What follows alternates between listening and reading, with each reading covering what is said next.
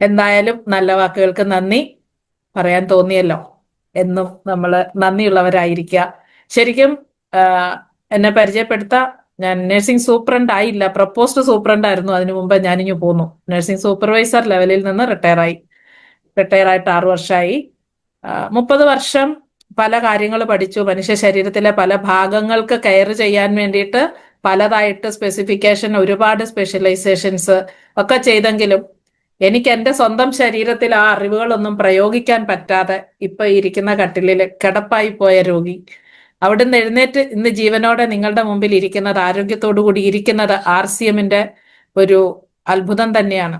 ശരിക്കും RCMലൂടെ എല്ലാം കിട്ടും എന്ന് പറയുമ്പോൾ, കഴിഞ്ഞ ദിവസം ഷോളി മാഡം പറഞ്ഞത് എനിക്ക് ഭയങ്കര ഇഷ്ടമായി. ആ സെന്റൻസ് എനിക്ക് അന്നേരം എനിക്ക് തിരിച്ചു പറയാനായിട്ട്, ഒരു അഭിപ്രായം പറയാനായിട്ട് കിട്ടിയില്ല. RCMല് ആരോഗ്യം തേടി വരുന്നവർക്ക് വരുമാനവും സന്തോഷവും, അതിന്റെ കൂടെ ബൈ 1 ഗെറ്റ് 2 ഫ്രീ ആയി. വരുമാനം തേടി വരുന്നവർക്ക് ആരോഗ്യവും സന്തോഷവും കിട്ടും. ഇനി സന്തോഷം മാത്രം തേടി വരുന്നവർക്ക് ആരോഗ്യവും കിട്ടും, വരുമാനവും കിട്ടും. അവരതിനനുസരിച്ച് നിൽക്കണം. കാലം തിരിയുന്നതനുസരിച്ചാണ്. ഇന്ന് വന്ന് നാളെ പണക്കാരനാകാനെന്ന് ആർക്കെങ്കിലും ഉദ്ദേശമുണ്ടെങ്കിൽ അവരെ RCMലേക്ക് കൊണ്ടുവരികയും ചെയ്യരുത്, അവരെ പ്രതി നിങ്ങൾ സമയം ചെലവഴിക്കുകയും ചെയ്യരുത്. RCMൽ വന്നാൽ എങ്ങനെയാണ് പാലിൽ നിന്ന് നെയ്യ് ഉണ്ടാക്കുന്നതെന്ന് അറിയുന്നവർക്ക് RCMൽ നിന്ന് വരുമാനം ഉണ്ടാക്കാം. സമയമെടുക്കും. ഒരു പ്രോസസ്സിങ്ങിന് നിന്നു കൊടുക്കുക. കുറെ അധികം പരിവർത്തനങ്ങൾ വരും. അതിന് നിന്നു കൊടുക്കുന്നവന് മാത്രമേ അതിന്റെ അൾട്ടിമേറ്റ് ആയിട്ടുള്ള ആ പറഞ്ഞിരിക്കുന്ന എല്ലാ സുഖങ്ങളും സന്തോഷങ്ങളും ഇതിൽ നിന്ന് നേടാൻ പറ്റുള്ളൂ. കുറ്റങ്ങളും കുറവുകളും സ്വയം നിന്നു കൊടുക്കാൻ തയ്യാറാകാത്തവർ സിസ്റ്റത്തിനെ കുറ്റം പറയും, കൊണ്ടുവന്നവരെ കുറ്റം പറയും, കൂടെയുള്ളവരെ കുറ്റം പറയും. അങ്ങനെയൊക്കെ ഉള്ളവര് പിന്നെ പിക്ചറിലേ ഇല്ലാതാകും. നിന്നവർക്ക് മാത്രമേ പറയാൻ പറ്റുള്ളൂ, ഞാനേ കണ്ടുള്ളൂ, ഞാൻ മാത്രമേ കണ്ടുള്ളൂ. അത് നമ്മൾ ഘോരഘോരം പറയാൻ ശ്രമിക്കുമ്പോൾ, മറ്റുള്ളവർക്ക് കൊടുക്കാൻ ശ്രമിക്കുമ്പോൾ അവർക്കതൊന്നും മനസ്സിലാവില്ല. പക്ഷെ അവരെ കൂടെ എന്തൊക്കെയോ ഇവർക്കുണ്ട്, ഇവർ പറയുന്നത് എന്തൊക്കെയോ ഉണ്ട് RCMല്, ഇവനെ വിശ്വസിക്കാം എന്ന് നിർമ്മലമായ മനസ്സോടുകൂടി വിചാരിക്കുന്നവന് കൂടെ ചേർന്ന് നിന്നാൽ ഇവര് പറയുന്ന ആ കണ്ടേ ഞാൻ മാത്രമേ കണ്ടുള്ളേ എന്നൊക്കെ പറയുന്നത് നേരിട്ട് കാണാനും അനുഭവിക്കാനുമുള്ള സൗഭാഗ്യം RCMലൂടെയുണ്ട്. അതിന് നമ്മളെ സഹായിക്കുന്ന വിവിധങ്ങളായ ബ്രാൻഡുകളുണ്ട്. RCM എന്ന കൺസെപ്റ്റ് അംഗീകരിച്ച പല ബ്രാൻഡുകളാണ് നമുക്ക് ഇവിടെയുള്ളത്. അതില് ഞാൻ ഇതിലേക്ക് കടന്നു വരാനിടയായ ഒരു ബ്രാൻഡ് എന്ന് പറയുന്നത് ന്യൂട്രിചാർജിന്റെ ബ്രാൻഡ് തന്നെയാണ്. ന്യൂട്രിചാർജിനെ പറ്റി ആദ്യം അന്വേഷിച്ചപ്പോൾ, ജോയിൻ ചെയ്യുന്നതിന് മുമ്പ് അന്വേഷിച്ചപ്പോൾ മനസ്സിലായത്, ഇപ്ക ഫാർമസ്യൂട്ടിക്കൽസ് എന്ന് പറയുന്ന ആ ഒരു ഫാർമസ്യൂട്ടിക്കൽ കമ്പനി, മരുന്നുണ്ടാക്കുന്ന കമ്പനി, 45ഓളം വർഷം ഡോക്ടർമാരുടെ കൂടെ ജീവിച്ച് ഡോക്ടർമാർക്ക് വേണ്ടി മരുന്നുണ്ടാക്കിയ അതേ വ്യക്തിത്വമാണ് വിറ്റാമിനുകൾ കൊണ്ട്, അല്ലെങ്കിൽ vitamins and minerals, food supplement ഉണ്ടാക്കിക്കൊണ്ട് ചരിത്രം സൃഷ്ടിച്ച്, അതുപോലെ തന്നെ ലോക നന്മയ്ക്ക് വേണ്ടിയിട്ട് ഫുഡ് സപ്ലിമെന്റ് ആണ് കൊടുക്കേണ്ടത്, മരുന്നല്ല എന്നുള്ളൊരു തിരിച്ചറിവ് ശ്രീമാൻ പ്രേംചന്ദ് ഗോദാജിക്ക് ഉണ്ടായി. അത് ജോയിൻ ചെയ്യാനും അത് ആൾക്കാരിലേക്ക് ഉദ്ദേശിച്ച ലെവലിൽ എത്താനും ആ നന്മ എത്താനും RCM മാത്രമേ സഹായകരമാകൂ. ഫാർമസി സ്റ്റോറുകൾ സഹായകരമാവില്ല എന്നുള്ള ഉറച്ച വിശ്വാസം ഉണ്ടായിരുന്നത് കൊണ്ട് നമുക്കിത് കിട്ടി. RCMലൂടെ നമുക്ക് താങ്ങാവുന്ന വിലയ്ക്ക്, കൊടുക്കുന്ന വിലയ്ക്ക് തക്കതായ മൂല്യമുള്ള, നമുക്ക് ക്വാളിറ്റിയുടെ പേരിൽ ഒരു അല്പം പോലും സംശയിക്കേണ്ടാത്ത ഒരു പിടി പ്രൊഡക്റ്റുകൾ, 23ഓളം പ്രൊഡക്റ്റുകളുണ്ട്. നമുക്ക് പല പ്രാവശ്യമായിട്ട് പല വർഷങ്ങളായിട്ട് ക്ലാസ്സുകൾ നടക്കുന്നുണ്ട്. നമുക്ക് ഏറ്റവും അധികം ക്ലാസ്സുകൾ കിട്ടുന്നത് Nutricharge woman, Nutricharge man, Nutricharge S5, Nutricharge veg mega, Nutricharge Glysom tablet and Glysom product, Nutricharge BJ, ഇത്രയും കാര്യം, ന്യൂട്രിചാർജ് ബയോയിച്ച്. പക്ഷേ വളരെ റയറായിട്ട് മാത്രം കിട്ടുന്ന ക്ലാസ് ആണ് Nutricharge gainer and Nutricharge S&F. ക്ലാസ്സുകൾ അധികം കിട്ടിയിട്ടില്ല എന്ന് തന്നെ പറയാം. ഇതിനെപ്പറ്റി എനിക്ക് കൂടുതൽ പഠിക്കാൻ പറ്റിയത് ഞാൻ വീരാങ്കന ക്ലബിലെ പാർട്ടിസിപ്പന്റ് ആയതുകൊണ്ടാണ്. പ്രൊഡക്റ്റുകളെ നുള്ളിക്കീറി പഠിക്കാൻ ഒരു അവസരം തേടിയപ്പോഴാണ് ന്യൂട്രിചാർജ് വീരാങ്കന ക്ലബ്ബ് എന്ന് പറയുന്ന ഒരു ക്ലബ്ബ് ഉണ്ടായതും ആ ക്ലബിൽ പഠിക്കാൻ എനിക്ക് ഈശ്വര സഹായത്താൽ പഠിക്കാനും അവിടെ നിലനിന്ന് പോകാനും ഇപ്പോഴും കണ്ടിന്യൂ ചെയ്യാനും പറ്റുന്നു. അപ്പൊ അതുകൊണ്ടാണ് കൂടുതൽ കാര്യങ്ങൾ ഒരു റിസോഴ്സ് പേഴ്സൺ ആയിട്ട് ഞാൻ എന്നെ ഡെവലപ്പ് ചെയ്തത് കൊണ്ടാണ്, അല്ലെങ്കിൽ കൂടുതൽ കാര്യങ്ങൾ ഞാൻ പഠിക്കാൻ തയ്യാറായത് കൊണ്ടാണ് ഇത് നിങ്ങൾക്ക് എനിക്ക് പറഞ്ഞു തരാൻ സാധിക്കുന്നത്. അപ്പൊ നമുക്ക് 2 ടോപ്പിക്കാണ് ഇന്നുള്ളത്. അല്പസമയം കൂടുതൽ ചിലപ്പോൾ എടുത്തെന്നിരിക്കും, കാരണം ഒരുപാട് വലിയ ടോപ്പിക്കാണ്. സ്ലൈഡുകൾ കൂടുതലുണ്ടെങ്കിലും കാര്യം വളരെ ചുരുക്കി പറയാൻ ശ്രമിക്കാൻ, കാരണം ഇതൊന്നും ദഹിക്കില്ല ഈ ഉറക്കം വരുന്ന സമയത്ത്. ദഹിക്കണമെങ്കിൽ ഉള്ളിൽ ഒരു അഗ്നിഗോളം ഉണ്ടാവണം, ആ ഒരു ബേണിംഗ് ഡിസയർ ടു ലേൺ. അത് പഠിക്കണം, എനിക്ക് മനസ്സിലാക്കണം. എനിക്ക് ഉപകാരപ്പെടണം എന്ന് വിചാരിച്ചിരിക്കുന്നവർക്ക് ഉറക്കവും വരില്ല. അതുകൊണ്ട് നമുക്ക് ഷെയറിങ്ങിലേക്ക് പോകാം. 2 ടോപ്പിക്കാണ്. ആദ്യം ന്യൂട്രിചാർജ് എസ്&എഫ് ആണെന്ന് തോന്നുന്നു ടോപ്പിക് കിടക്കുന്നത്, നോക്കാം. നമുക്ക് അതിനനുസരിച്ച് ചെയ്യാം. ന്യൂട്രിചാർജ് ഗെയിനർ, അതുപോലെ ന്യൂട്രിചാർജ് എസ്&എഫ്. ഇപ്പൊ നമ്മുടെ പ്രൊമോഷൻ കൊടുത്തിരുന്ന ആ ഒരു എന്താ പറയാ, എന്താ അതിന് പറയാ, നോട്ടീസോ, അതിൽ കൊടുത്തിരുന്നത് വെയിറ്റ് മാനേജ്മെന്റ് എന്ന. വെയിറ്റ് മാനേജ്മെന്റ് എന്ന് പറയുമ്പോൾ, മാഡം ഇത് ഫുൾ സ്ക്രീൻ കാണാൻ പറ്റുന്നുണ്ടോ? ഉണ്ട് മാം. ഓക്കെ,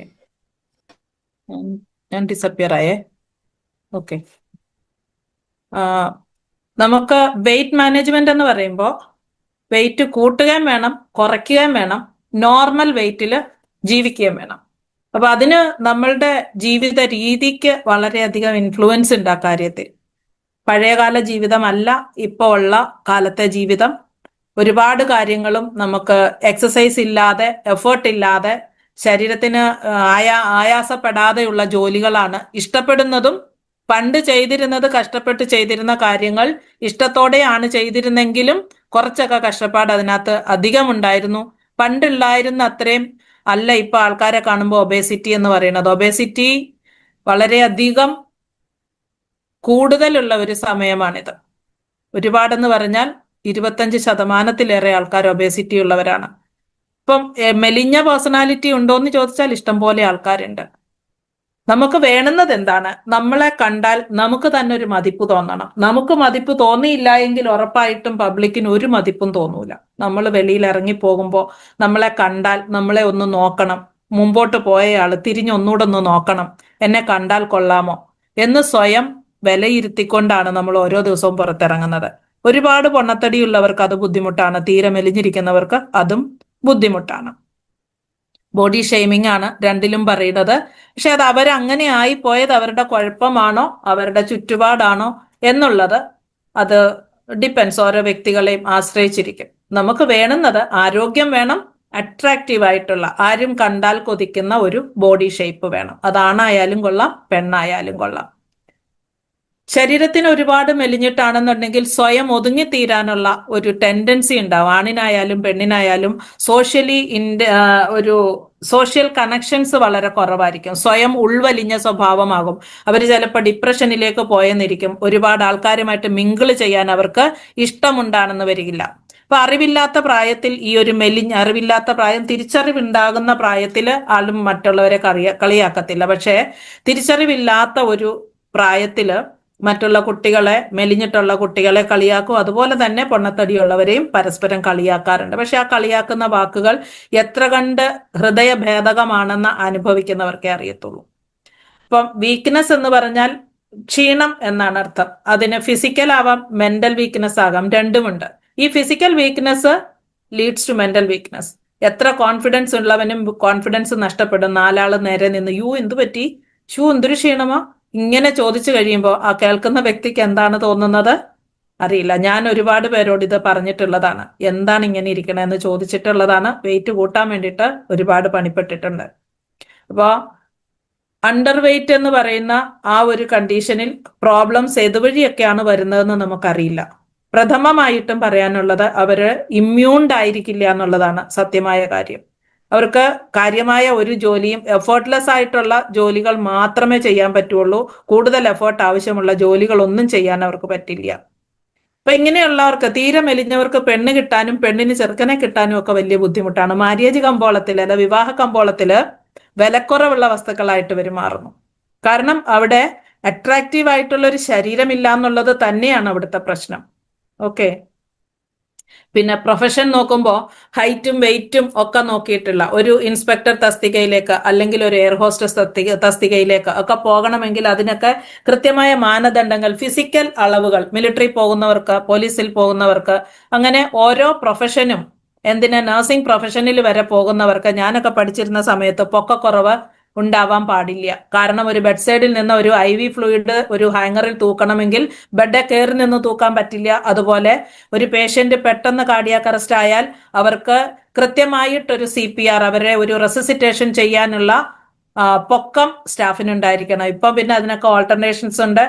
സ്റ്റൂള് കൊണ്ടുവന്നിട്ട് സ്റ്റൂളെ കയറി നിന്ന് കറക്റ്റായിട്ട് CPR കൊടുക്കാൻ പറ്റും. പക്ഷെ ഞാൻ പഠിച്ചുകൊണ്ടിരുന്ന കാലത്ത് പൊക്കക്കുറവിന്റെ പേരിൽ റിജക്ഷൻ ആയ ഒരുപാട് പേരെ എനിക്കറിയാം. പ്രൊഫഷനില് ഹൈറ്റ് കുറവാണ്, ഇത് നിങ്ങൾക്ക് പറ്റിയ പ്രൊഫഷൻ അല്ല എന്ന് പറഞ്ഞു വിട്ട ആൾക്കാരുണ്ട്, എനിക്കറിയാം. അതേസമയം എൻ്റെ കൂടെ ഞാൻ എബ്രോഡ് ആയിരുന്നപ്പോൾ ഒട്ടും പൊക്കമില്ലാതെ, എനിക്ക് പൊക്കക്കുറവാണ്, എന്നെക്കാൾ പൊക്കക്കുറവ് വെറും 140 സെന്റിമീറ്റർ മാത്രം ഹൈറ്റുള്ള നേഴ്സിന്റെ കൂടെയും വർക്ക് ചെയ്തു. അപ്പൊ എങ്ങനെ കിട്ടി എന്നൊക്കെ ഞാൻ ചോദിച്ചിട്ടുണ്ട്. അപ്പൊ പ്രൊഫഷണൽ ചലഞ്ചസ് ഒരുപാടുണ്ട്. അതുപോലെ തന്നെ മറ്റുള്ളവരെ കളിയാക്കി പറയുന്ന കാര്യങ്ങൾ അത് ഞാൻ ഓൾറെഡി ഡിസ്കസ് ചെയ്തതാണ്. പിന്നെ വിചാരിക്കുന്ന അത്രയും സമയം കണ്ടിന്യൂസ് ആയിട്ട് ജോലി ചെയ്യാൻ പറ്റില്ല. ബോഡി സ്റ്റാമിന തീരെ കുറവായിരിക്കും, ഭയങ്കരമായിട്ട് ഫറ്റീഗ് ആയിരിക്കും, ഭയങ്കര ക്ഷീണമായിരിക്കും. കഴിഞ്ഞ ദിവസം ഒരു ലേഡി എന്നെ വിളിച്ചു, തിരിഞ്ഞും മറിഞ്ഞും കിടക്കുമ്പോൾ ആ കിടക്കുന്ന സ്ഥലത്ത്, കിടക്കുന്ന ആ ഒരു സൈഡില് ഭയങ്കര മരവിപ്പ്, എല്ലും തൊലിയും മാത്രമുള്ള ഒരവസ്ഥയാണ്. അതൊക്കെയാണ് ശരിക്കും നമുക്ക് ട്രീറ്റ് ചെയ്യാൻ പറ്റുന്നതും. എന്നാൽ ഇൻവെസ്റ്റിഗേഷൻസിൽ ഒരു കുന്തവും തെളിയത്തില്ല. ഒരു കാര്യവും നമുക്ക് ഇൻവെസ്റ്റിഗേഷൻ ചെയ്താൽ എല്ലാം നോർമലായിരിക്കും. പക്ഷെ ആ വ്യക്തി അനുഭവിക്കുന്ന ബുദ്ധിമുട്ട് വളരെ പാരമ്യത്തിലുമായിരിക്കും. അതുപോലെ തന്നെ ശരീരത്തിലെ പോഷകങ്ങളുടെ കുറവ് കൊണ്ടാണ് ശരീരത്തിന്റെ ക്ഷീണം, മസില് കുറവുള്ളതും ശരീരത്തിലെ വെള്ളം കുറവുള്ളത്. അതുപോലെ തന്നെയാണ് ആ കുറവുകൾ മുഴുവൻ നമ്മുടെ തലമുടിക്കും അത് ബാധകമാണ്. ആ മുടി കണ്ടാൽ തന്നെ അറിയാം ആരോഗ്യമില്ലാത്ത ശരീരമാണെന്നുള്ളത്. അതുപോലെ ഫ്രീക്വന്റ് ആയിട്ട് അവര് സിക്ക് ആകും, ഇമ്മ്യൂണിറ്റി ഇല്ലാതാകുമെന്ന് ഞാൻ പറഞ്ഞിരുന്നു. അതുപോലെ ടയർഡ്നെസ് ഓൾറെഡി എക്സ്പ്ലെയിൻഡ് ആണ്. പീരിയഡ്സ് ടൈമിൽ അവർക്ക് ഒരുപാട് ബുദ്ധിമുട്ടുകൾ ഉണ്ടാകും. പീരിയഡ്സിന്റെ ടൈമിൽ എന്ന് പറഞ്ഞാൽ PMS, പ്രീ മെൻസ്ട്രൽ സിംറ്റംസ് ഒരുപാടുണ്ടാവും. അതുപോലെ തന്നെ ഇവര് ഗർഭധാരണത്തിന് വളരെ ഡിലേഡ് ആയിരിക്കും. അവരുടെ യൂട്രസ് മെച്യൂർ ആയിരിക്കത്തില്ല. യൂട്രസിന്റെ ഉള്ളിൽ ഉണ്ടാകേണ്ട മെച്യൂരിറ്റി, അതുപോലെ തന്നെ ഹോർമോൺ ഇമ്മച്യൂർ ആയിട്ടുള്ള ഹോർമോൺ ലെവൽ ആയിരിക്കും. വയസ്സ് 30 ഉണ്ടെങ്കിലും ബോഡി സ്കാൻ ചെയ്താൽ 16 വയസ്സിന്റെ ഇന്റേണൽ ബോഡി ആയിരിക്കും അവർക്ക് ഉണ്ടാവുക, അല്ലെങ്കിൽ അതിൽ താഴ്ന്ന ബോഡി ആയിരിക്കും. അങ്ങനെയുള്ളത് നമ്മൾ ശരിക്കും ക്രോണോളജിക്കൽ ഏജ് മാത്രം നോക്കി കല്യാണം കഴിപ്പിച്ച ഒരുപാട് പേര് ഈ അടുത്ത 2-3 ദിവസത്തിന് മുമ്പ് 10 മാസമായി കല്യാണം കഴിഞ്ഞിട്ട് എന്ന് പറഞ്ഞിട്ട് എനിക്കൊരു കോൾ ഉണ്ടായിരുന്നു.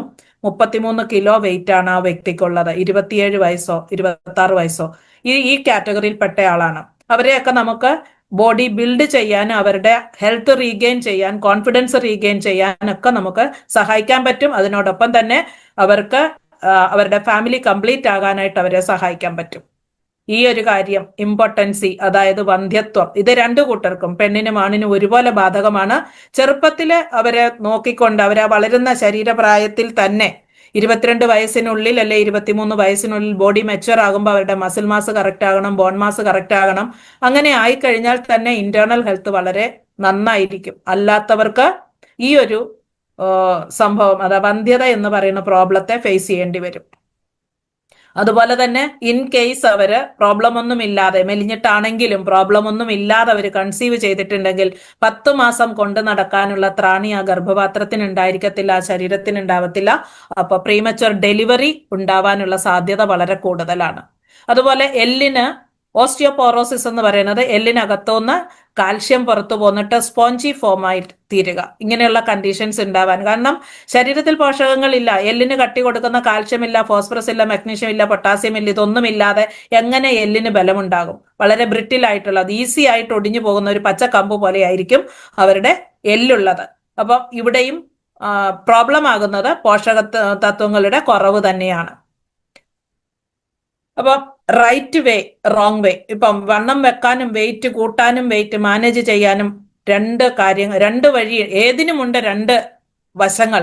അതിൽ ഏത് വഴിയാണ് തിരഞ്ഞെടുക്കേണ്ടത്? അപ്പൊ ഒരു രോഗം പറഞ്ഞു കഴിഞ്ഞാൽ ചുറ്റുവട്ടത്തുള്ളവരെല്ലാം ഡോക്ടേഴ്സ് ആകും. പക്ഷെ ഏതാണ് കറക്റ്റ് ഡോക്ടർ എന്ന് നമുക്ക് തിരിച്ചറിയത്തില്ല എന്നുള്ളതാണ്. പക്ഷെ എന്തും ചെയ്യാൻ ആ ഒരു സമയത്ത് നമ്മൾ തയ്യാറാവാറുണ്ട്. അപ്പൊ കറക്റ്റ് ഉള്ള വഴി, ഇതൊരു റോങ് ആൻഡ് ഡേഞ്ചറസ് ആണ്. ഇരിക്കുന്ന കമ്പ് മുറിക്കാന്ന് പറയില്ലേ, ഇത് എന്തും ചെയ്യാൻ ആരെങ്കിലും പറഞ്ഞു കൊടുത്തതായിരിക്കാം. അത് ചെയ്തു നോക്കാൻ തയ്യാറായി അതിന്റെ കോൺസിക്വൻസ് എന്താണെന്ന് ആലോചിക്കാതെ പറഞ്ഞ കാര്യം അതുപോലെ ചെയ്യുന്നൊരു വ്യക്തി. രണ്ടാമത്തേതാണ് കറക്റ്റ് ആയിട്ടുള്ള വഴി, ഓപ്റ്റിമം ന്യൂട്രീഷൻ. അതായത് എത്രയാണോ ആവശ്യം അതിനനുസരിച്ച് അത്ര തന്നെ. ശരീരത്തിന് ഒരു ദിവസത്തേക്ക് നോർമലായിട്ട് റൺ ചെയ്യാൻ ആവശ്യമുള്ള പോഷകങ്ങൾ എത്രയാണോ അതിൽ protein, vitamins, minerals, carbohydrate, fat, വെള്ളം, ഒമേഗ 3, ഗാമ ഒറൈസനോൾ, അതായത് ആന്റി ഓക്സിഡന്റ് ലെവൽ, ഇതെല്ലാം ഉൾപ്പെട്ട ഓപ്റ്റിമം ലെവൽ, മാക്സിമം നമുക്ക് എത്ര വേണോ അത്ര തന്നെ. അതുപോലെ തന്നെ ശരീരത്തിന് ആവശ്യമായ വ്യായാമം, ലൈഫ് സ്റ്റൈലിൽ, നമ്മളുടെ ഹാബിറ്റ്സിൽ, നമ്മുടെ ശീലങ്ങളിൽ വരുത്തേണ്ട മാറ്റങ്ങൾ. ചിലർ പറയില്ല ഞാൻ ഇങ്ങനെയാണ്, എങ്ങനെ? ചോറ് വായിലോട്ടിട്ട് ഉടനെ തന്നെ വെള്ളം കുടിക്കും. അത് അരുത് എന്ന് പറഞ്ഞാൽ ഞാൻ ഇങ്ങനെയാണ്, ഞാൻ ശീലിച്ചിട്ടുള്ളതാണ്. രാവിലെ എഴുന്നേറ്റ ഉടനെ എനിക്ക് ചായ കിട്ടണം, അത് പാൽച്ചായ തന്നെ വേണം, ഇതെന്റെ ശീലമാണ്, ഇതെനിക്ക് മാറ്റാൻ പറ്റില്ല. ഇങ്ങനെയുള്ള ശരീരത്തിന് ഇട്ടുകൊടുത്ത കുറെ ശീലങ്ങൾ എവിടെയാണോ കറക്റ്റ് ചെയ്യേണ്ടത് ആ കറക്റ്റ് ചെയ്യേണ്ട സ്ഥാനത്ത് നമ്മൾ കറക്റ്റ് ചെയ്താൽ നമ്മൾ ഇഷ്ടമുള്ള രീതിയിൽ നമുക്ക് നല്ല ഹെൽത്തി ഏജിങ് എന്ന് പറയുന്ന ആ ഒരു സംഭവം ഉണ്ടായില്ലെങ്കിൽ 50 വയസ്സിൽ 90 വയസ്സായ പോലെ നടക്കേണ്ടി വരും. അപ്പൊ നല്ല റിസൾട്ട് കിട്ടാൻ വേണ്ടിയിട്ട് നമ്മൾ ചെയ്യേണ്ട നല്ല കാര്യങ്ങൾ അഡാപ്റ്റ് ചെയ്യാൻ, എപ്പോഴും ചേഞ്ച് ചെയ്യാൻ പറ്റുന്ന ഒരു മാനസികാവസ്ഥ. നമുക്ക് ലോകത്തിൽ ഒന്നിനെ മാറ്റാൻ പറ്റില്ല, നമുക്ക് മാറ്റാൻ പറ്റുന്നത് നമ്മളെ മാത്രമേ ഉള്ളൂ. ആ പരമമായ സത്യം, ആ ഒരു തിയറി ആപ്ലിക്കേഷൻ, ആ തിയറിയുടെ ആപ്ലിക്കേഷൻ നമ്മളിൽ തന്നെയാണ് നമ്മൾ ചെയ്യേണ്ടത്. വെയിറ്റ് ഗെയിൻ എന്ന് പറഞ്ഞാൽ നമ്മളിപ്പം ചുറ്റുവട്ടത്ത് നോക്കുമ്പോൾ പലരെയും ഒരുപാട് കാലങ്ങൾക്ക് ശേഷം നമ്മളൊരു വ്യക്തിയെ കാണുമ്പോൾ നമ്മൾ പറയും ആ കൊള്ളാം കേട്ടോ, നന്നായിരിക്കുന്നു. എങ്ങനെ നന്നായി? ബോഡി വെയിറ്റ് കൂടി, ആകെ കൂടെ ആനച്ചന്തം എന്ന് പറയില്ലേ? എന്താണ് അവിടെ വെയിറ്റ് കൂടിയത്? എന്തുകൊണ്ടാണ് അവരെ ആ പൊലിപ്പിൽ കണ്ടത്? അവരുടെ ശരീരത്തിൽ കൂടേണ്ടതാണോ കൂടിയിരിക്കുന്നത്? ഉറപ്പായിട്ടും ആയിരിക്കില്ല. വളരെ റയർ ആയിട്ട് മാത്രമാണ്. 99% ഫാറ്റ് കൂടിയ ഒരു ശരീരമായിരിക്കും, മസിൽ കുറഞ്ഞിട്ടുണ്ടാവും, ബോൺ സ്ട്രെങ്തും പോലും കുറഞ്ഞിട്ടുണ്ടാവും. നമ്മുടെ ശരീരത്തിൽ വെയിറ്റ് കൂടുക അല്ലെങ്കിൽ വെയിറ്റ് കുറയുക എന്ന് പറഞ്ഞാൽ വെയിറ്റ് എന്താണെന്ന് നമ്മൾ അറിയണം. ആ വെയിറ്റ് എന്താണ് ശരിക്കും? നമ്മുടെ ശരീരത്തിലെ മസിലിന്റെ ഭാരം, നമ്മുടെ ശരീരത്തിലെ കൊഴുപ്പുകള്, ഫാറ്റിന്റെ ഭാരം, അതുപോലെ എല്ലിന്റെ ഭാരം, നമ്മുടെ ശരീരത്തിലെ വെള്ളം എത്രയുണ്ട്, ഈ 4 കാര്യത്തിൽ ഏതാണ് കൂടേണ്ടത്, ഏതാണ് കുറയേണ്ടത്? കൂടേണ്ടത് 3 കാര്യങ്ങളും കുറയേണ്ടത് 1 കാര്യം. ആ കുറയേണ്ടത് നമ്മുടെ ഫാറ്റാണ്. ആ ഫാറ്റിനെ കൂട്ടുന്ന പണി നമ്മളുടെ ആഹാരത്തിൽ ഉണ്ടാവാൻ പാടില്ല. ആ ഫാറ്റിനെ കുറയ്ക്കാൻ നമ്മൾ എക്സസൈസ് സ്ഥിരമായിട്ട് ചെയ്യണം. മിതത്വം പാലിക്കേണ്ട ഒരുപാട് കാര്യങ്ങളുണ്ട്. റെഗുലർ ആയിട്ട് ചെയ്യേണ്ട കുറെ കാര്യങ്ങളുണ്ട്. Carbohydrates are necessary as it increase weight along with energy. Carbohydrate എന്ന് പറഞ്ഞാൽ അന്നജമാണ്, ധാന്യങ്ങളിൽ തരുന്നതാണ് അന്നജം. ആ അന്നജം നമുക്ക് എനർജി തരുന്നു. നമ്മുടെ ശീലം, നമ്മുടെ കേരളൈറ്റ്സിന്റെ സ്റ്റേപ്പിൾ ഫുഡ് എന്ന് പറയുന്നത് അരിയാഹാരമാണ്, ഗോതമ്പല്ല. ഈ അരിയാഹാരത്തിൽ കാർബോഹൈഡ്രേറ്റ് ഉണ്ട്, പ്രോട്ടീൻ ഉണ്ട്, നല്ല പ്രോട്ടീൻ ആണ് അരിയിലുള്ളത്. പക്ഷേ അതിനകത്തുള്ള സാധനങ്ങൾ മുഴുവൻ നഷ്ടപ്പെടുത്തി അതിനെ റിഫൈൻ ചെയ്ത് തവിടുമില്ല ഒന്നുമില്ലാതാണ് നമ്മൾ അതിനെ ആഹരിക്കുന്നത്, കഴിക്കുന്നത്. നമ്മൾ കഴിക്കാൻ ചോറാക്കി എടുക്കുന്നതിനോടകം നെല്ലിൽ നിന്ന് അരി വന്നു, അരി കുത്തി വെളുപ്പിച്ച് അതിന്റെ തവിടെല്ലാം പറത്തിക്കളഞ്ഞ് ബാക്കി ഉണ്ടായിരുന്നത് കഴുകിക്കളഞ്ഞ് പിന്നെ തിളപ്പിച്ച് ഊറ്റിക്കളഞ്ഞ് അതിന്റെ ചണ്ടി എടുത്തു. അതിനകത്ത് എന്ത് ഗുണം നമുക്ക് കിട്ടാനുണ്ട്? ഇനി തവിട് ഒരു പ്രാവശ്യം കഴുകിക്കളഞ്ഞ് തവിടോടുകൂടി ആ അരി വെച്ചാൽ വീട്ടിൽ എത്ര കാരണന്മാർക്ക് അത് ഇഷ്ടപ്പെടും, എത്ര മക്കൾക്ക് അത് ഇഷ്ടപ്പെടും, എത്ര അമ്മമാർക്ക് അത് ഇഷ്ടപ്പെടും? നമ്മുടെ കണ്ണിന് ആനന്ദം കിട്ടുന്ന, നമ്മുടെ മൂക്കിന് നല്ല സുഗന്ധം കിട്ടുന്ന, നമുക്ക് കഴിക്കുമ്പോൾ നാവിന് നല്ല രസം തോന്നുന്ന രീതിയിൽ നമ്മൾ ആഹാരത്തെ പാകപ്പെടുത്തി നമ്മൾ കഴിക്കുക ചെയ്യുന്നത്. കാർബോഹൈഡ്രേറ്റ്സ് ആണ് നമ്മുടെ ശരീരത്തിൽ ആവശ്യത്തിന് ഷുഗറിനെ തരുന്നത്. ആ കാർബോഹൈഡ്രേറ്റ് തരുന്ന എനർജി നമ്മുടെ ശരീരത്തിന് കൊടുത്തിരിക്കുന്ന ശീലം അനുസരിച്ച് കാർബോഹൈഡ്രേറ്റ് ആണ് നമ്മുടെ ശരീരത്തിന്റെ ഇന്ധനം. എനർജി തരുന്നത് കാർബോഹൈഡ്രേറ്റ് ആണ്. അതുകൊണ്ട് നമ്മൾ ചോറ് കഴിച്ചേ മതിയാവും. ഇത് നമ്മുടെ ഒരു ശീലമാണ്. ചോറ് കഴിച്ചില്ലെന്ന് വെച്ചാൽ എന്താ സംഭവിക്കുക? ഒന്നും സംഭവിക്കാൻ പോണില്ല. നമ്മൾ കഴിക്കുന്ന എല്ലാ സാധനത്തിനകത്തുമുണ്ട്. കറികളാണ് കഴിക്കുന്നതെങ്കിൽ പോലും അതിനകത്തും കാർബോഹൈഡ്രേറ്റ് ഉണ്ട്. ചോറായിട്ട് തന്നെ കഴിക്കണമെന്ന്, അരിയാഹാരമായിട്ട് തന്നെ കഴിക്കണമെന്നോ ഗോതമ്പ് തന്നെ കഴിക്കണമെന്നോ ഒരു നിർബന്ധവും ഇല്ല. അപ്പൊ നമ്മൾ മാറ്റിയ രീതിയിൽ പഥ്യമായ കാർബോഹൈഡ്രേറ്റ് ഉൾക്കൊള്ളാൻ പറ്റിയാൽ, പഥ്യമായ കാർബോഹൈഡ്രേറ്റ് എന്ന് പറയുമ്പോൾ ചെറുധാന്യങ്ങളാണ് നമ്മുടെ ശരീരത്തിന് ഏറ്റവും പഥ്യമായ കാർബോഹൈഡ്രേറ്റ്. പിന്നെ നമുക്ക് പച്ചക്കായുണ്ട്, പിന്നെ നമ്മളുടെ ഫ്രൂട്ട്സ് ആൻഡ് വെജിറ്റബിൾസ് ഉണ്ട്. ഇതൊക്കെയാണ് നമ്മുടെ ജീവിതത്തിലേക്ക് ശൈലി മാറ്റി കൊണ്ടുവരേണ്ട കാര്യങ്ങൾ. അതിപ്പോ പറഞ്ഞു എന്നേ ഉള്ളൂ. ശരീരത്തിൽ ആവശ്യത്തിനുള്ള പ്രോട്ടീൻ നമുക്കുണ്ടാകണം. പ്രോട്ടീൻ ഉണ്ടെങ്കിൽ മാത്രമേ ശരീരത്തിലെ ഓരോ കോശത്തിന്റെ റിപ്പയർ നടക്കുകയുള്ളൂ. നമ്മളുടെ കംപ്ലീറ്റ് നാഡീവ്യവസ്ഥ, നമ്മുടെ ശരീരത്തിലെ എല്ലാ വ്യവസ്ഥകളിലും പ്രോട്ടീനാണ് പ്രധാന പങ്ക് വഹിക്കുന്നത്. ഇമ്മ്യൂണിറ്റിക്ക് വേണം, ഹോർമോൺസ് ഉണ്ടാവണം, അതുപോലെ തന്നെ നമ്മളുടെ ന്യൂറോ ട്രാൻസ്മിറ്റേഴ്സ് എന്ന് പറയുന്ന നമ്മുടെ എന്താ പറയുക നെർവസ് സിസ്റ്റത്തിന്റെ പ്രധാന കാര്യങ്ങള്, ഓരോ സെല്ലും നമ്മുടെ സ്കിന്നായാലും മുടിയായാലും ബോണായാലും എല്ലായാലും എവിടെയായാലും നമ്മുടെ പ്രോട്ടീൻ ഇല്ലാതെ ഒരു പണിയില്ല. അപ്പൊ പ്രോട്ടീൻ റിച്ച് ആയിട്ടുള്ള ഫുഡ് ആയിരിക്കണം നമ്മൾ സെലക്ട് ചെയ്യുന്നത്. പ്രോട്ടീൻ കൂടിപ്പോയാൽ എന്ത് പറ്റും? സപ്ലിമെന്റ് ആയിട്ട് കഴിക്കുമ്പോഴേ ഉള്ളൂ ഈ സംശയം, പ്രോട്ടീൻ കൂടിപ്പോയാൽ കിഡ്നി അടിച്ചു പോകുമെന്നൊക്കെ. അങ്ങനെയൊന്നും കിഡ്നി അടിച്ചു പോകത്തില്ല. കിഡ്നി അടിച്ചു പോവാൻ കുഴിമന്തി തന്നെ തിന്നാലും മതി. Nutrition expert considers weight gain or weight loss of 2 to 3 kgs per month as healthy. നമ്മൾ ശരിക്കും സയന്റിഫിക് ആയിട്ട് സപ്പോർട്ടോട് കൂടി ഒരു വെയിറ്റ് ഗെയിൻ ചെയ്യുകയോ വെയിറ്റ് ലോസ് ചെയ്യുകയോ ചെയ്യുക, അതിന്റെ ഒരു കണക്കാണ് ഈ പറഞ്ഞത്. ഒരു മാസത്തില് അങ്ങേയറ്റം 2 കിലോ കുറയ്ക്കുക അല്ലെങ്കിൽ 3 കിലോ കുറയ്ക്കുക. വെയിറ്റ് ഗെയിൻ ആണെങ്കിൽ 2 കിലോ കൂട്ടുക അല്ലെങ്കിൽ 3 കിലോ കൂട്ടുക. അപ്പൊ അതിന് ബദലായിട്ട് പോകുമ്പോഴാണ് അത് ഹെൽത്തി അല്ലാതാകുന്നത്. അപ്പൊ അതിന്റെ കാര്യങ്ങൾ അറിയണമെങ്കിൽ അതിനനുസരിച്ച് നമ്മൾ വർക്ക് ചെയ്യണം, നമ്മൾ അറിവ് നേടണം. അത് നമ്മൾ ആപ്ലിക്കേഷൻ നമ്മുടെ ബോഡിയിൽ തന്നെ നമ്മുടെ ശീലങ്ങളിൽ തന്നെ അത് ചെയ്യേണ്ട ആവശ്യമുണ്ട്. ഇപ്പൊ ചിലര് പരസ്യം കാണാറുണ്ട്, 14 ദിവസം കൊണ്ട് 14 കിലോ വെയിറ്റ് കുറഞ്ഞു, ഒരു മാസം കൊണ്ട് 8 കിലോ വെയിറ്റ് കൂട്ടി. ഇങ്ങനെയൊക്കെ കേൾക്കാറുണ്ട്, നമ്മൾ റീൽസിലൊക്കെ കാണാറുണ്ട്. അത് ശരിയാണോ എന്ന് ചോദിച്ചാൽ ഒട്ടും ശരിയല്ല. റീബൗണ്ട് എന്ന് പറയുന്ന അത് തിരിച്ചു വരാൻ സാധ്യതയുള്ള വെയിറ്റ് ഗെയിനോ വെയിറ്റ് ലോസോ ആണ്. വെയിറ്റ് ഗെയിൻ പിന്നെ തിരിച്ച് വെയിറ്റ് ലോസിലേക്ക് പോകാൻ ഇത്തിരി താമസം എടുക്കും. അപ്പൊ ഇതിന് നമ്മളെ സഹായിക്കുന്ന, ഈ തരത്തിൽ വെയിറ്റ് ഗെയിനിന് സഹായിക്കുന്ന, വെയിറ്റ് കൂട്ടാൻ സഹായിക്കുന്ന ഒരു പ്രൊഡക്റ്റ് ആണ് നമ്മുടെ ന്യൂട്രിചാർജ് ഗെയിനർ എന്ന് പറയുന്നത്. ന്യൂട്രിചാർജ് ഗെയിനറിന് 17ഓളം പച്ചമരുന്നുകൾ, അത് പറഞ്ഞാൽ ആയുർവേദ വിധിപ്രകാരമുള്ള 17ഓളം മരുന്നുകൾ ചേർത്ത്, ഇതിനകത്ത് ഇപ്പം മരുന്നെന്നല്ലേ നമുക്ക് പറയാൻ പറ്റുള്ളൂ. ഇതിന് നമുക്ക്, ഞാൻ ഈ 5 വർഷക്കാലം കൊണ്ട് 5 or 6 പേർക്ക് ന്യൂട്രിചാർജ് ഗെയിനർ സജസ്റ്റ് ചെയ്തിട്ടുള്ളൂ. ഞാൻ സ്വന്തമായിട്ടും ന്യൂട്രിചാർജ് ഗെയിനർ ഉപയോഗിച്ചിട്ടുണ്ട്.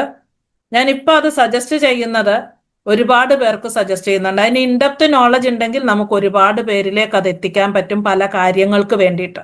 ഇത് വെറുതെ വെയിറ്റ് ഗെയിനർ മാത്രമല്ല, ഇത് ശരിക്കും ഒരു ഗെയിം ചേഞ്ചറാണ്. നമ്മുടെ ലൈഫിൽ ഒരു ഗെയിം ചേഞ്ചറാണ്. ബലമില്ലാത്ത ശരീരത്തിൽ ബലം കൊടുക്കുന്നതിനോടൊപ്പം ശരീരവേദന അനുഭവിച്ചിരിക്കുന്ന ഒരു സ്ത്രീയുടെയോ പുരുഷന്റെയോ ശരീരത്തിൽ വേദന ഉണ്ടാവുന്നത് എല്ലും തൊലിയും കൊണ്ട് മാത്രമാണെന്ന് ഞാൻ പറഞ്ഞു. ആ ഒരു ഇൻഫ്ലമേറ്ററി സ്റ്റേജിന് മാറ്റം വരുത്താനും നമ്മൾ ന്യൂട്രിചാർജ് ഗെയിനർ സജസ്റ്റ് ചെയ്യാറുണ്ട്. ഈ ഒരു ന്യൂട്രിചാർജ് ഗെയിനറിന് MRP റേറ്റ് എന്ന് പറയുന്നത് 1405 പുതുക്കിയ വില. ഡിസ്കൗണ്ട് റേറ്റിൽ 1125. അതുപോലെ പർച്ചേസ് വോളിയം 900 ഉണ്ട്. അപ്പൊ ഇതില് ഈ ഒരു കണ്ടെയ്നറിനകത്ത് 2 പാക്കറ്റ് ആയിട്ടാണ് ഇതിനകത്ത് പൗഡർ ഇരിക്കുന്നത്. ഒരു പാക്കറ്റ് പൊട്ടിച്ചാൽ 15 ദിവസത്തേക്കുണ്ട്. ആ 15 ദിവസം കഴിഞ്ഞിട്ട് അടുത്തത് പൊട്ടിച്ചാൽ മതിയാകും. ഒന്നിച്ച് ചൊരിയായിട്ട് കിടക്കുന്ന ഒരു ടിന്നല്ല ഇത്. ഇപ്പൊ നമുക്ക് വളരെ ഹെൽത്തി ആയിട്ട് വെയിറ്റ് ഗെയിൻ ചെയ്യാനുള്ള ഒരു മാർഗമാണ്. ഇതിനകത്ത് പ്രോട്ടീൻ ഇല്ല, ഇത് മരുന്ന് മാത്രമാണ്. ആയുഷിന്റെ സർട്ടിഫിക്കേഷനോട് കൂടി ഉള്ള നമുക്കുള്ള ഒരു പ്രൊഡക്റ്റ് ആണിത്. അപ്പൊ ഇതിന്റെ കൂട്ടത്തിൽ ഇത് മാത്രം കഴിച്ചാൽ വെയിറ്റ് ഗെയിൻ ചെയ്യുമോ എന്ന് ചോദിച്ചാൽ ഇല്ല. ഇതിന്റെ കൂട്ടത്തിൽ പ്രോട്ടീനും കൂടെ മിക്സ് ചെയ്യണം. അതുപോലെ തന്നെ മറ്റ് നല്ല ആഹാരങ്ങളും കൂടെ വേണം. ആ നല്ല ആഹാരം എന്ന് പറയുമ്പോൾ മുട്ട, ഏത്തപ്പഴം, ഇതൊക്കെ വെയിറ്റ് ഗെയിൻ ചെയ്യുന്ന സാധനങ്ങളാണ്. അതുമൊക്കെ കഴിക്കണം. നട്ട്സ്, അതൊക്കെ കഴിക്കണം. നല്ല ഹെൽത്തി ഫുഡായിട്ടുള്ള സൂപ്പർ ഫുഡ് കാറ്റഗറിയിലുള്ള ഫുഡും കൂടെ ആഡ് ചെയ്താലാണ് നമുക്കിതിന്റെ കംപ്ലീറ്റ് റിസൾട്ട് കിട്ടുന്നത്. അപ്പൊ ഇതിന്റെ ഓരോരോ കണ്ടന്റുകൾ നമുക്ക് നോക്കാൻ പറ്റും. 17 ഹെർബ് ഉണ്ടെന്ന് പറഞ്ഞിട്ടുണ്ട്. ഇതിനകത്ത് ഒരുപാട് പടങ്ങൾ കാണിച്ചിട്ടുണ്ട്. പടങ്ങൾ കാണിച്ചിരിക്കുന്നത് പ്രത്യേകിച്ച് കാരക്ക, നമ്മുടെ ഈന്തപ്പഴം, തിപ്പലി, കുരുമുളക്. ഒന്നാമത്തെ കാര്യം, ഇതിന്റെ ബെനിഫിറ്റ്സിനെ പറ്റി ആദ്യം പറയാം. 17 ഇൻഗ്രീഡിയന്റ് ഉണ്ട്. ഇതിനകത്ത് ഏറ്റവും നമുക്ക് എടുത്തു പറയാവുന്ന ഒരു കാര്യം പ്യുവർ ഗീ, അതായത് നല്ല നറുനെയ്യ് എന്ന് പറയുന്ന സാധനം ഇതിനകത്തുണ്ട്. അതുപോലെ തന്നെ നാച്ചുറൽ ആയിട്ടുള്ള ഹണി, തേൻ ഉണ്ട്. ഈ 2 ഘടകങ്ങളാണ് ഇതിന്റെ യുണീക്നെസ്സിൽ ഏറ്റവും ഇമ്പോർട്ടന്റ് ആയിട്ട് നമ്മൾ എടുത്തു പറയേണ്ടത്. ഇതെന്താണ് ചെയ്യുന്നതെന്ന് ചോദിച്ചാൽ, നമ്മൾ കഴിക്കുന്ന ആഹാരത്തിലെ പോഷക തത്വങ്ങളെ ആഗിരണം ചെയ്യാൻ സഹായിക്കുന്നു എന്നുള്ളതാണ്. അപ്പൊ ന്യൂട്രിചാർജ് ഗെയിനറിന്റെ ബെനിഫിറ്റ്സ് ഞാനൊന്ന് പറയാം. അത് മസിൽ സ്ട്രെങ്ത് കൂട്ടാനായിട്ട് സഹായിക്കും. മസിൽ സ്ട്രെങ്ത് കൂട്ടാൻ സഹായിക്കുന്നു. അതുപോലെ എനർജി ലെവൽ കൂട്ടാൻ സഹായിക്കുന്നു. ഇത് എഴുതിയെടുക്കുന്നവർക്ക് വേണ്ടിയിട്ടാണ്. അതുപോലെ ഫറ്റീഗിനെ കുറയ്ക്കുക. ഫറ്റീഗ് എന്ന് പറയുന്നത് നമ്മൾ ക്ഷീണത്തിന്റെ മാക്സിമത്തിലെത്തി, എത്ര ഉറങ്ങിയിട്ടും എത്ര കിടന്നിട്ടും എന്തൊക്കെ ചെയ്തിട്ടും മാറാത്തൊരു ക്ഷീണം, ആ ഫറ്റീഗിന്റെ ലെവലിനെ കുറച്ച് എനർജി ബൂസ്റ്റ് ചെയ്യും. അതുപോലെ ദഹനത്തിന് സഹായിക്കുന്നുണ്ട്. ദഹനം നല്ലതാകുമ്പോൾ അബ്സോർഷനും, അതായത് പോഷകങ്ങൾ ആഗിരണം ചെയ്യുന്നതിനും, അതിന് മാക്സിമം ആഗിരണം ചെയ്യാൻ പറ്റും, വേസ്റ്റ് പോകുന്നത് കുറവായിരിക്കും. അതുപോലെ തന്നെ ഇമ്മ്യൂൺ റെസ്പോൺസിനെ, നമ്മളുടെ ശരീരത്തിലുള്ള ഇമ്മ്യൂണിറ്റി സിസ്റ്റത്തിന് തന്നെ ഇതൊരു സപ്പോർട്ടാണ്. പുതിയ ഇമ്മ്യൂൺ സെല്ലുകൾ ഉണ്ടാവാൻ സഹായിക്കുന്നുണ്ട്. അതുപോലെ ആന്റി ഓക്സിഡന്റ് ലെവൽ, നമ്മുടെ ശരീരത്തിലെ ആന്റി ഓക്സിഡന്റ് ലെവലുകൾ, ഈ കാണിച്ചിരിക്കുന്നതെല്ലാം തന്നെ ആന്റി ഓക്സിഡന്റ് കപ്പാസിറ്റി ഉള്ള ഇൻഗ്രീഡിയൻസ് ആണ് കാണിച്ചിരിക്കുന്നത്. അതുപോലെ ഇതെല്ലാം ഉള്ളിൽ ചെന്നാൽ എന്താണ് ഗുണം എന്ന് ചോദിച്ചാൽ, നമ്മൾ എത്തിപ്പിടിക്കാൻ ആഗ്രഹിക്കുന്ന ഒരു കാര്യമുണ്ട്, ഹെൽത്തി ഏജിങ്. ഒരു പ്രായമാകുന്നത് ഒരു നമ്മൾ ഹെൽത്തി കോമ്പറ്റീഷൻ എന്നൊക്കെ പറയുന്നത് പോലെ ഒരു ആരോഗ്യകരമായ പ്രായമാകൽ. അതില് വളരെ സ്ലോ ആയിട്ടാണ്, അല്ല ഫാസ്റ്റ് ആയിട്ടല്ല. ചെറുപ്രായത്തിൽ തന്നെ അകാല വാർദ്ധക്യം വന്നതുപോലെയുള്ള തോന്നലുകൾ ഉണ്ടാവത്തില്ല. ആ പ്രായത്തിനനുസൃതമായ ഒരു ഔട്ട്ലുക്ക് നമ്മുടെ ശരീരത്തിൽ കൊണ്ടുവരാൻ ഇത് സഹായിക്കും. നമ്മുടെ പ്രൊഡക്റ്റിന്റെ യുണീക്നെസ്, അതിനകത്തുള്ള പ്രത്യേകിച്ച് എടുത്തു പറയേണ്ട കാര്യങ്ങൾ, ഇതിനകത്തുള്ള പ്യുവർ ഗീ ഉണ്ട്. അതുപോലെ തന്നെ ഇതിനകത്തെ ഹെർബൽ ഈ പച്ചമരുന്നുകൾ, അതുപോലെ തന്നെ ആയുഷിന്റെ ലൈസൻസ് ഉണ്ടെന്നുള്ളത് ഒരു യുണീക്ക് കാര്യമാണ്. 17 പോഷകങ്ങൾ, 17 തരത്തിലുള്ള ഔഷധം ആണ് ഇതിനകത്തുള്ളത്, പോഷകങ്ങളുണ്ട്.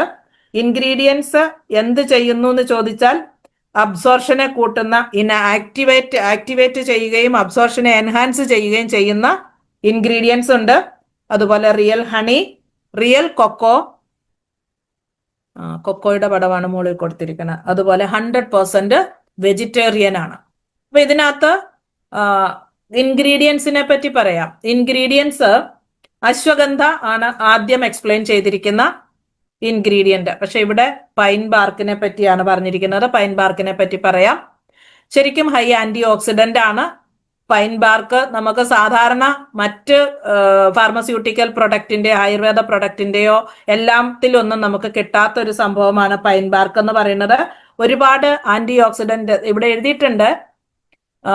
പൈക്കനോജിനോൾ എന്ന് പറയുന്നതാണ് എക്സാക്ട്ലി അതിന്റെ ബയോ ആക്റ്റീവ് കമ്പൗണ്ട് എന്ന് പറയുന്നത്. ആന്റി ഓക്സിഡന്റ് എഫക്റ്റ് കൂട്ടുന്നു. അതുപോലെ തന്നെ ഹെൽപ്സ് ടു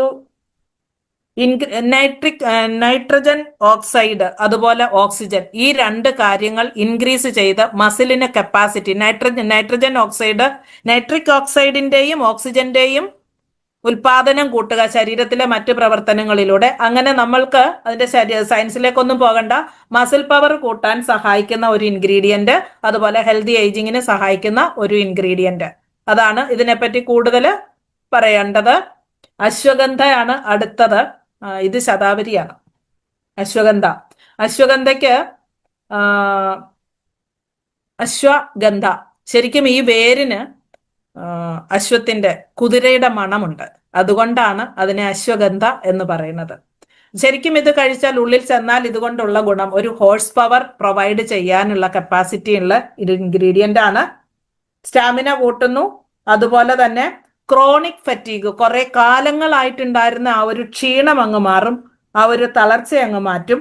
അതുപോലെ തന്നെ ഇൻഫ്ലമേഷൻ സ്റ്റേജുകൾ, ഇൻഫ്ലമേഷൻ എന്ന് പറഞ്ഞാൽ ശരിക്കും ഇന്റേണൽ ഇൻഫ്ലമേഷൻ, ഉള്ളില് നമുക്ക് എടുത്തു പറയത്തക്ക രീതിയിൽ നമുക്കൊന്നും പുറമെ കാണുന്നില്ലെങ്കിൽ പോലും ഒരു സിംറ്റം എന്ന് പറയുന്നത് നമ്മുടെ ഉള്ളിന്റെ ഉള്ളിൽ വേദനയാണ്. നമുക്ക് ശരീരത്ത് തൊടുന്നിടത്തൊക്കെ വേദന ഉണ്ടാവും, നല്ല ഉറക്കം ഉണ്ടാവില്ല, ഉറക്കം ഡിസ്റ്റർബ് ചെയ്യുന്ന തരത്തിൽ ഇന്റേണൽ ഇൻഫ്ലമേഷൻ നമ്മൾക്ക് പല പല സ്റ്റേജിലും പലരിലും കാണിച്ചു തരും. അതുപോലെ ഹെൽത്തി ഏജിങ്ങിനെ പ്രൊമോട്ട് ചെയ്യാനായിട്ടും പറ്റും. ഒരു ശരീരത്തിന് റെജിനുവേഷൻ കൊണ്ട്, ഒരു പുതുമ കൊണ്ടുവരാൻ ഇതിന് സഹായിക്കുന്ന ഒരു ഘടകമാണ്. ഈ വാക്കുകളൊന്നും വായിക്കുന്നില്ല ഞാൻ, എനിക്ക് നാക്കുളുക്കും. അപ്പോൾ അശ്വഗന്ധ ഒരു ഇൻഗ്രീഡിയന്റ് പറഞ്ഞു, മറ്റൊരെണ്ണം പൈൻ ബാർക്ക് പറഞ്ഞു. ഒരു ന്യൂട്രിചാർജ് ഗെയിനറിന്റെ ഒരു സ്കൂപ്പിനകത്ത് 20 ഗ്രാം ആണ്. അത് ശരിക്കും ആ 20 ഗ്രാം പൊടിക്കകത്ത് 1200 മില്ലിഗ്രാം അശ്വഗന്ധ ആണ്. ഇത്രയും ഒന്നും നമുക്ക് മറ്റ് ആയുർവേദ പ്രൊഡക്റ്റുകളിൽ പോലും ഇത് കാണില്ല എന്നുള്ളതാണ് സത്യം. നമുക്കിത് എന്തുകൊണ്ടാണ് നമുക്കിത് ഗുണം തരുന്നത്? ഇതിനകത്ത് ഇനി അടുത്തത് ശതാവരി. ശതാവരി ചെയ്യുന്നത് ശതാവരിയിൽ അതിന്റെ ആ കിഴങ്ങിലും ഒരു 50-ൽ കൂടുതൽ ഓർഗാനിക് കെമിക്കൽ ഉണ്ട്. 50-ൽ കൂടുതൽ ഓർഗാനിക് കെമിക്കൽ ഉണ്ട്. ഇത് നമുക്ക് സഹായിക്കുന്നത് നമ്മുടെ ദഹനത്തെയും ആഗീരണത്തെയും, ദഹനത്തിന് കൂട്ടും, അതായത് മെറ്റബോളിസം കൂട്ടിയിട്ട് നമുക്ക് ദഹിക്കുന്നതിന്റെ അളവ് കൂടും. അതുപോലെ തന്നെ കൂടുതൽ ദഹിച്ചാൽ കൂടുതൽ ആഗീരണം നടക്കും. അപ്പൊ അതിന്റെ ഫലമായിട്ട് ന്യൂട്രിയൻസ് കൂടുതൽ ശരീരത്തിൽ ചെന്ന് കഴിയുമ്പോൾ നമ്മുടെ സ്റ്റാമിന കൂടും, സ്ട്രെങ്ത് കൂടും, സ്ട്രെസ് കുറയാനൊക്കെ അത് കാരണമാകും. ഇമ്മ്യൂൺ സിസ്റ്റത്തിന് ശരിക്കും ഉത്തേജനം കൊടുക്കാൻ പറ്റുന്ന ഒന്നാണ് നമ്മുടെ ഇതിന്റെ പേരെന്താ, ശതാവരി എന്ന് പറയുന്നത്. ഇത് മുന്തിരിയാണ്. മുന്തിരിക്കകത്ത് ഒരുപാട് ഒറിജിനൽ നല്ല വിഷമൊന്നും ചേർക്കാത്ത മുന്തിരി, ശരിക്കും പറഞ്ഞാൽ GMO ഫ്രീ സീഡ്സ്, ശരിക്കും മറ്റ് എന്താ പറയാ ജനിതക മാറ്റങ്ങളൊന്നും വരുത്താത്ത സീഡ്സ് ഉപയോഗിച്ചിട്ടുള്ള എന്താ പറയാ ഗ്രേപ്സ് ആണല്ലേ, മുന്തിരിയാണ് ഉപയോഗിച്ചിട്ടുള്ളത്. ഇതിനും കൂടുതൽ വൈറ്റമിൻസ്, ഏറ്റവും കൂടുതൽ വൈറ്റമിൻ ഇതിനകത്തുള്ളത് വൈറ്റമിൻ C ആണുള്ളത്. ഒരു ബ്രോഡ് സ്പെക്ട്രം ആന്റിബയോട്ടിക് എന്നൊക്കെ പറയുന്ന പോലെ വളരെ broad spectrum bio active chemicals ആണ് വൈറ്റമിൻ സിയുടെയും വൈറ്റമിൻ എയുടെയും ബോറോണിന്റെയും ഒക്കെ ഒരു സത്താണ്. ബോറോൺ നമുക്ക് വളരെ ട്രേസ് ആയിട്ട് മതി, വളരെ കുറച്ച് മതിയെങ്കിലും അത് ബോൺ ഹെൽത്തിനും ടീത്ത് ഹെൽത്തിനും ഒക്കെ വളരെ ഇമ്പോർട്ടന്റ് ആണ്. അതുപോലെ തന്നെ ഹാർട്ട് ഹെൽത്തിന് വളരെ ആന്റി ഓക്സിഡന്റ് എഫക്ട് എന്ന് പറയുന്നത് എപ്പോഴും എല്ലാ ആന്റി ഓക്സിഡന്റും എഫക്റ്റും വരുന്നത് നമ്മുടെ ഹാർട്ട് ഹെൽത്തിനെ പ്രൊമോട്ട് ചെയ്യുന്നതാണ്. ഹാർട്ട് ഹെൽത്തിനെ പ്രൊമോട്ട് ചെയ്യണമെങ്കിൽ കൊളസ്ട്രോളിന്റെ അളവ് കുറയ്ക്കണം, നല്ല കൊളസ്ട്രോൾ കൂടണം, ചീത്ത കൊളസ്ട്രോൾ കുറയണം. അതുപോലെ അങ്ങനെ നമ്മൾ ഈ കഴിക്കുന്ന സാധനത്തിൽ ഓരോന്നിലുമുള്ള ആന്റി ഓക്സിഡന്റ് എഫക്റ്റ് നമ്മളെ കറക്റ്റ് ആയിട്ടും ഹെൽത്തി ആയിട്ടും മുന്നോട്ട് പോകാൻ സഹായിക്കുന്നതാണ്. അടുത്തത് ആൽമണ്ട്. ഇതെല്ലാം നമുക്ക് അറിയാവുന്ന ഇൻഗ്രീഡിയൻസ് തന്നെയാണ്. ആൽമണ്ടിനകത്ത് ശരിക്കും പ്യുഫ, മുഫ, നമ്മൾ poly unsaturated fatty acid, mono unsaturated fatty acid, അതുപോലെ നല്ല എസെൻഷ്യൽ ഫാറ്റി ആസിഡ്, അതായത് omega-3 ഒക്കെ നന്നായിട്ട് അടങ്ങിയിട്ടുള്ളതാണ്. ഫിസിക്കൽ സ്ട്രെങ്ത് കൂട്ടാനായിട്ട് ഇത് നമ്മളെ സഹായിക്കുന്നുണ്ട്. അതുപോലെ ഇതിനകത്ത് ഒരുപാട് വൈറ്റമിൻസും മിനറൽസും ഉണ്ട്. അത്ഭുതം തോന്നും ശരിക്കും ഒരു ചെറിയ ആൽമണ്ടിനകത്ത് അടങ്ങിയിരിക്കുന്ന മിനറൽസ് ഞാൻ പറഞ്ഞു കേൾപ്പിക്കാം.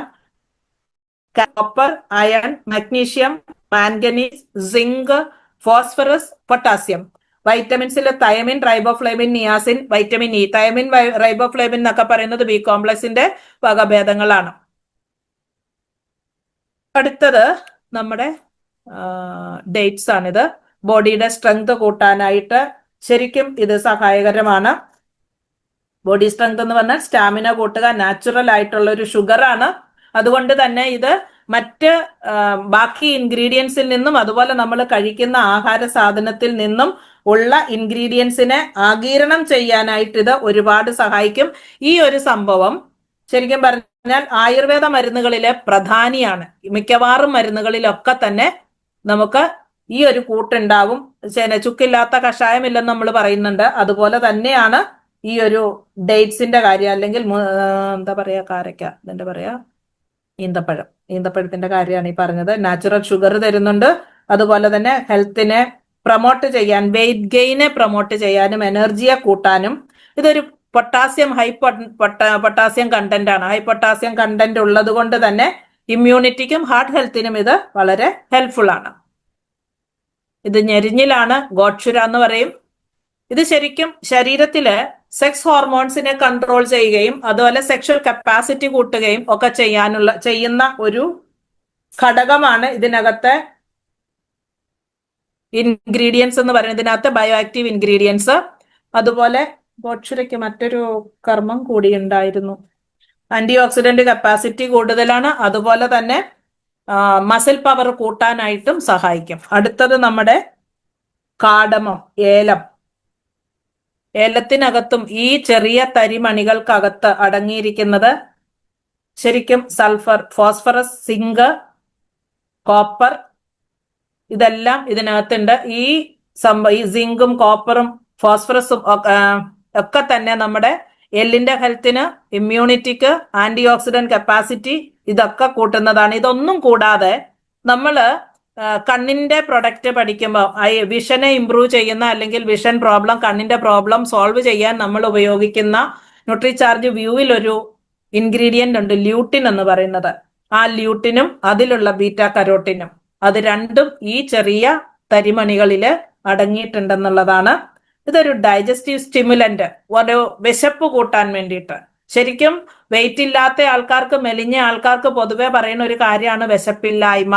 ആ വിശപ്പില്ലായ്മയെ മാറ്റാൻ, അതിനെ ഉത്തേജിപ്പിക്കാൻ ഗ്യാസ്ട്രിക് ആസിഡിനെ കൂടുതൽ, ഗ്യാസ്ട്രിക് ആസിഡ് പറഞ്ഞ എൻസൈംസിനെ, വിശപ്പുണ്ടാക്കാൻ പറ്റുന്ന എൻസൈംസിനെ ഉത്തേജിപ്പിക്കാനും അതിന്റെ പ്രവാഹം കൂട്ടാനായിട്ട്, അതായത് ഗ്ലാൻഡിൽ നിന്ന് അതിനെ സ്റ്റൊമക്കിലേക്ക് അതിന്റെ പ്രവാഹം കൂട്ടാനൊക്കെ സഹായിക്കുന്ന ഒരു ഘടകമാണ് നമ്മുടെ കാർഡമം. പിപ്പർ ലോങ്ങം പിപ്പലിയാണ്. ശരിക്കും ഇത് ശരിക്കും മിക്കവാറും നമ്മളുടെ പ്രൊഡക്റ്റുകളിലൊക്കെ ഉള്ളതാണ്. Increases the bio availability of other nutrients. കാര്യമായ കാര്യം ചെയ്യുന്നത്, നമ്മൾ കഴിക്കുന്ന ഭക്ഷണത്തിലും നമ്മൾ കഴിക്കുന്ന സപ്ലിമെന്റിലും ഒക്കെയുള്ള പോഷക തത്വങ്ങളുടെ ബയോ അവൈലബിലിറ്റി, അതായത് അതിനെ റെഡി ആയിട്ട് അബ്സോർബ് ചെയ്യാൻ പാകത്തിനാക്കി കൊണ്ടുവരുന്ന പണിയാണ് ഈ സാധനം നമുക്ക് ചെയ്തു തരുന്നത്. പിപ്പർ നൈഗ്രം എന്ന് പറയുന്നത് നമ്മുടെ ചെറിയ കുരുമുളകാണ്. ഒരു നല്ല ആന്റി ഓക്സിഡന്റ് ആണ് ഇത്. നമ്മൾ ഏതെല്ലാം തരത്തിൽ നമ്മൾ ഇതിനെ ഉപയോഗിക്കുന്നുണ്ട്, കൂടുതൽ അതിനെപ്പറ്റി ഒന്നും പറയുന്നില്ല. പിപ്പർ ആന്റി ഓക്സിഡന്റ്. ഇതിന് വേറൊരു കഴിവും കൂടിയുണ്ട്, റെജിനുവേറ്റിംഗ് കപ്പാസിറ്റി. പുതിയ സെല്ലുകളെ ഉണ്ടാക്കാൻ, നമ്മളിൽ യുവത്വം നിലനിർത്താനായിട്ട്, ശരീരകോശങ്ങളിൽ യുവത്വം നിലനിർത്താനായിട്ട് സഹായിക്കുന്ന രണ്ട് ഘടകങ്ങളാണ് ഞാൻ ഈ പറഞ്ഞ പിപ്പലിയും അതുപോലെ തന്നെ നമ്മുടെ കുരുമുളകും. കദളിപ്പഴം, അതിനെയാണ് ഈ മൂസ എന്ന് വിളിച്ചിരിക്കുന്നത്. കദളിപ്പഴം ഒരു നല്ല എനർജി സോഴ്സ് ആണ്. എല്ലാവർക്കും അറിയാം, നമ്മൾ പഴം കഴിച്ചാൽ അതിനകത്തുനിന്ന് നമുക്ക് ഇൻസ്റ്റന്റ് ആയിട്ടും സസ്റ്റൈൻഡ് ആയിട്ടും പെട്ടെന്ന് എനർജി കൂടി കിട്ടും. അതുപോലെ തന്നെ അത് നിലനിൽക്കുന്ന ഒരു ശാശ്വതമായ എനർജി കുറെ സമയത്തിനേക്ക് കിട്ടും. നേരെ മറിച്ച് ഒരു ഗ്ലൂക്കോസ് ആണ് നമ്മൾ കഴിക്കുന്നെങ്കിൽ ഇൻസ്റ്റന്റ് ഷൂട്ടപ്പും ഉണ്ടാവും, സഡൻ ആയിട്ട് അത് താന്നു പോവുകയും ചെയ്യും. അതിന് പഴം നമുക്ക്, കദളിപ്പഴം ഇതിനകത്ത് ചേർന്നിരിക്കുന്നത്, ഇതൊരു നാച്ചുറൽ സോഴ്സ് ഓഫ് ഷുഗർ തന്നെയാണ്. ഇപ്പൊ മധുരം കിട്ടാൻ വേണ്ടിയിട്ട് ഇതിനകത്ത് എന്തൊക്കെ ഉണ്ടെന്ന് ഇപ്പൊ മനസ്സിലാക്കി എന്ന് കരുതുന്നു. 2-3 ഘടകങ്ങൾ ഓൾറെഡി പറഞ്ഞു കഴിഞ്ഞു. ഇത് ചെയ്യുന്നത് എന്താണ്? ശരിക്കും ഫ്ലവനോയിഡ്സ് ഉണ്ട് ഇതിനകത്ത്. ഈ കദളിപ്പഴത്തിനകത്തുള്ള ബയോ ആക്റ്റീവ് ഇൻഗ്രീഡിയന്റ് ആയ ഫ്ലവനോയിഡ്സ് ചെയ്യുന്നത് നമ്മുടെ ശരീരത്തിൽ ആന്റി ഓക്സിഡന്റ് എഫക്ട് ചെയ്യുക. അതിന് ഫ്രീ റാഡിക്കൽസ് ശരീരത്തിന് ഉണ്ടാക്കുന്ന ക്ഷതം വരാതിരിക്കാൻ ആ ഫ്രീ റാഡിക്കൽസിനെ നശിപ്പിച്ച് കളയുന്ന പണിയാണ് നമ്മളുടെ കദളിപ്പഴത്തിലെ, അല്ലെങ്കിൽ ഈ ബനാനയ്ക്കകത്ത്. സാധാരണ നമ്മൾ പഴം കഴിച്ചാലും അതിനകത്തുമുണ്ട് ഈ ഫ്ലവനോയിഡ്സ് ഇഷ്ടം പോലെ. ആ സംഭവം ചെയ്യുന്നത് ഇതാണ്. നമ്മുടെ ശരീരത്തിനുള്ളിൽ ചെയ്തു തരുന്ന ഗുണം എന്ന് പറയുന്നത് ആന്റി ഓക്സിഡന്റ് എഫക്റ്റ് ആണ്. അത് ഫ്രീ റാഡിക്കൽസിനെ നശിപ്പിച്ച് കളഞ്ഞ് നമ്മുടെ മസിൽ ഡാമേജിനെ പ്രിവെന്റ് ചെയ്യുകയും മസിലിനെ ബിൽഡപ്പ് ചെയ്യാനായിട്ട് സഹായിക്കുകയും ചെയ്യുന്നുണ്ട്.